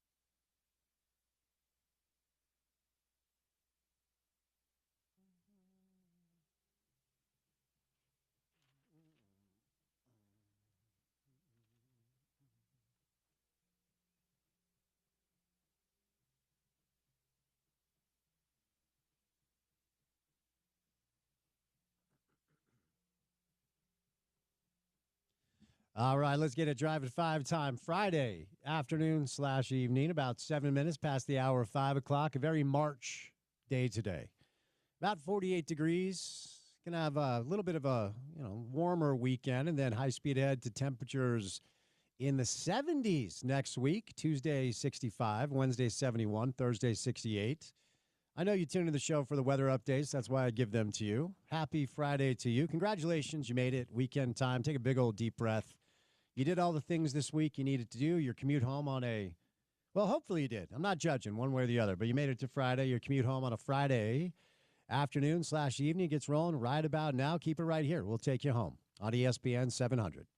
5 o'clock hour of the program today is brought to you by the 2025 Big 12 Gymnastics Championship. Watch the best of the best Saturday, March the 22nd at the Maverick Center. Get your tickets today at maverickcenter.com. Madness of March continues. The Utah women's basketball team lost to Indiana today. Heard that game on our station. 11:30 Mountain Time. 76-68 was your final score. Yana Neepkins led the way with 24 points. Maya Torre had 18 points, 11 boards, so a double-double for Maya. But I don't know that it's necessarily bad news, as South Carolina, the opponent that Utah would have faced and Indiana now will face, faced Tennessee Tech earlier today. Your final score, 108-48. South Carolina won an NCAA tournament game by 60 points. Don Staley's built up a juggernaut, so Utah basketball on the women's side, their season comes to an end. The men are preparing for the college basketball crown coming up on March the 31st. There's a chance we're going to be in Vegas for that. So we'll let you know if we're going to take the show on the road. NCAA March Madness in process right now. The late afternoon/early games, depending on your time frame, where you're at as far as the in the country goes, they're getting going right now. Florida, Norfolk State. Every time I've watched Florida play this year, they've been awesome. I picked them to win the national championship. I will admit I filled out two brackets, okay? So one bracket picked Duke, the other bracket to pick Florida. Florida 26, Norfolk State 7. The games have gone final so far. Cooper Flag did play today, and Duke ran away from St. Mary's 93-49. Alabama held off a very pesky Robert Morris team 90-81. Iowa State, no problem with Lipscomb, 82-55. Maryland used a second half rally to pull away from Grand Canyon, 81-49. Laughing as I say that. 12-5 upset. We've had two now. Colorado State out of the Mountain West took care of Memphis. That's an upset our guy Ken Palm gave you, 78-68. Ole Miss had a massive lead on Carolina. Carolina came back to make that interesting. But Chris Beard, after losing the gig at Texas last year, he's landed at Ole Miss. And they win 71-64. St. Mary's had to come back. They were actually down in the second half. But St. Mary's out of the West Coast, they took care of Vanderbilt 59-56. And Baylor, probably the best game of the day was Baylor-Mississippi State. I think it was the first game today. And Baylor took care of Mississippi State 75-72. If you are a Jazz fan, stay tuned for the round 2 matchup between Baylor and Duke. Baylor has VJ Edgecombe, who's thought to be a top 4 prospect. And, of course, Duke has Cooper Flag, who is the consensus #1 overall pick. Game's getting going in just a bit. Troy will take on Mark Pope in the University of Kentucky. New Mexico, out of the Mountain West, will take on Marquette. Akron and Arizona out of the Big 12. Still sounds weird. Oklahoma, UConn later on tonight. The night tilt is Oklahoma, UConn, Xavier, Illinois, Bryant, Michigan State. And the last game tonight will be Liberty and Oregon. Alex Jensen made his first hire today for the University of Utah men's basketball coaching staff. He has added former NBA assistant Rafael Chilius, according to our guy Sean Mooney. Coach Chill is what we're going to call him. So we continue to wait to hear the news as far as how the staff will continue to fill out. But Rafael Chilius is a very well-respected both college and pro coach. He's been around coaching for a couple of decades. And when you read his biography, when you read his bio, it reads a lot like Alex's, quite frankly. A lot of time in the NBA.